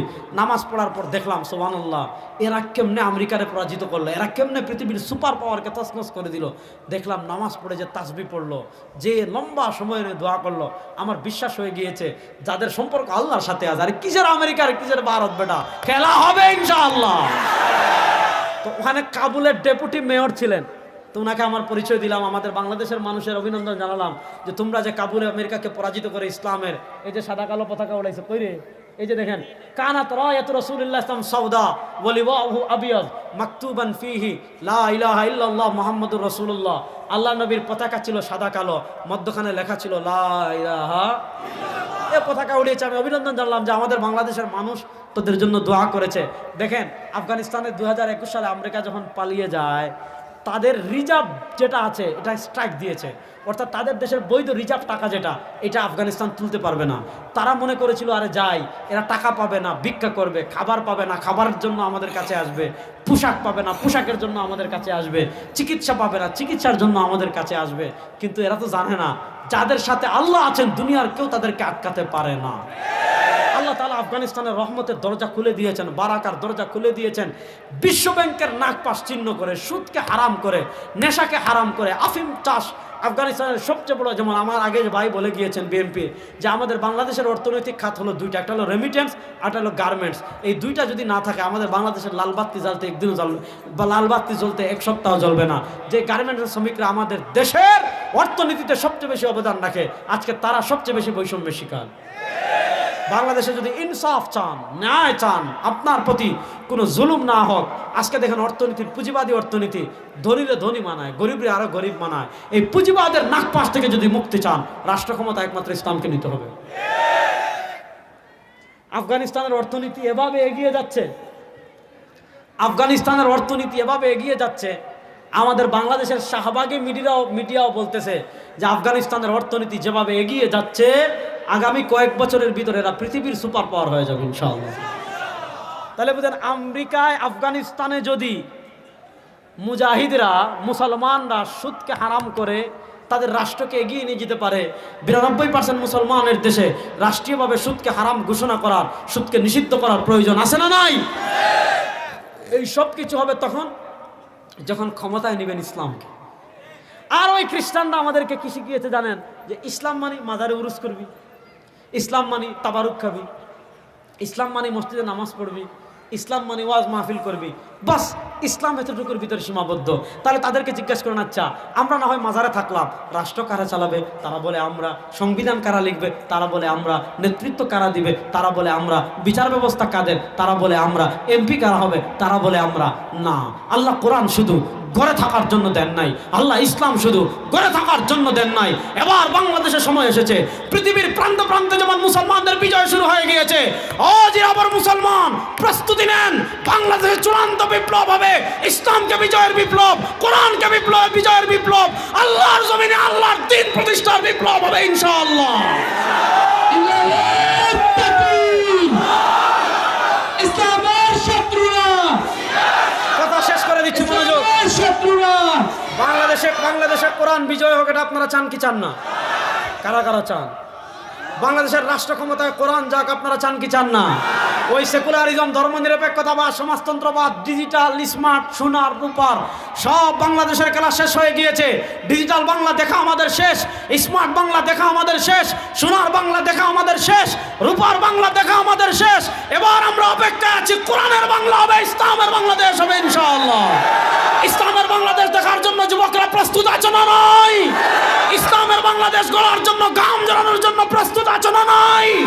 ইসলামের বাংলাদেশ গড়ার জন্য জীবন দিতে দিতে কারা কারা রেডি আছে ইনশাআল্লাহ? আর আমরা ভারতের আধিপত্যবাদ মানব, আর কোন তন্ত্র মন্ত্র আমরা বিশ্বাস করব? এবারের বাংলাদেশ হবে কোরআনের বাংলাদেশ, এবারের বাংলাদেশ হবে ইসলামের বাংলাদেশ, এবারের বাংলাদেশ হবে মুসলমানদের বিজয়ের বাংলাদেশ। পৃথিবীর প্রান্তে প্রান্তে বিজয় শুরু হয়েছে, মুসলমানরা প্রস্তুত নেন। যেই বাহিনী তৈরি হবে এই দিক থেকে বিজয় শুরু হবে, একদম বায়তুল মাকদিস পর্যন্ত গিয়ে আমাদের বিজয় থামবে ইনশাআল্লাহ। বায়তুল মাকদিসে যাওয়ার স্বপ্ন দেখেন না? এই আপনি যেমন মক্কায় যান, মদিনায় যান, মক্কা মদিনায় যেমন যান, মক্কা মদিনা যেমন আমাদের কাছে সম্মানিত, বায়তুল মাকদিসও তেমন আমাদের কাছে সম্মানিত। সময় আর বেশি দিন নাই, এখন যেমন মক্কায় যাচ্ছি, মদিনায় যাচ্ছি, কিছুদিনের ভিতর আমরা বায়তুল মাকদিসেও যাবো ইনশাআল্লাহ। সুতরাং আপনাদের দোয়া ফিলিস্তিনিদেরকে মনে রাখবেন তো ইনশাআল্লাহ। গত বছর বলে গিয়েছিলাম ইসরায়েলি পণ্য বয়কটের কথা, আজকে এখানে এসে কষ্ট পেয়েছি।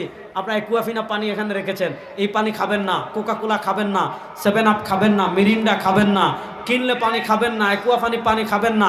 আমাদের প্রাণ বের হয়ে যেতে পারে। শুনেন, বাংলাদেশের সব টিউবওয়েলের পানি যদি কোকাকোলা হয়ে যায়, বাংলাদেশের সব মোটরের পানি যদি কোকাকোলা হয়ে যায়, বাংলাদেশের সব নদীর পানি যদি কোকাকোলা হয়ে যায়, আমাদের জান বের হবে, কোকাকোলা খাবো না।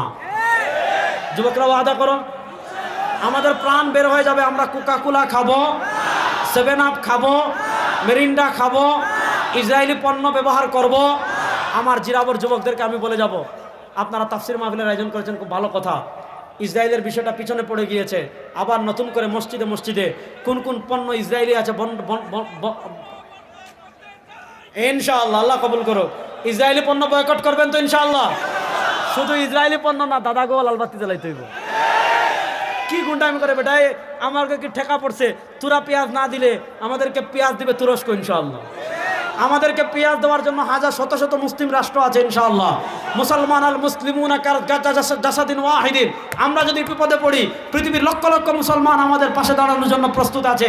আরে বেটা কেউ লাগবে না, আমাদের বাংলাদেশের যত মানুষ আছে এরা যদি প্রত্যেকেই বাড়ির আঙ্গিনা একটু একটু পেঁয়াজ আর আলু চাষ করে, তোদের দিকে আমরা তোরা কে, আমরা তোদেরকে ভয় করি না।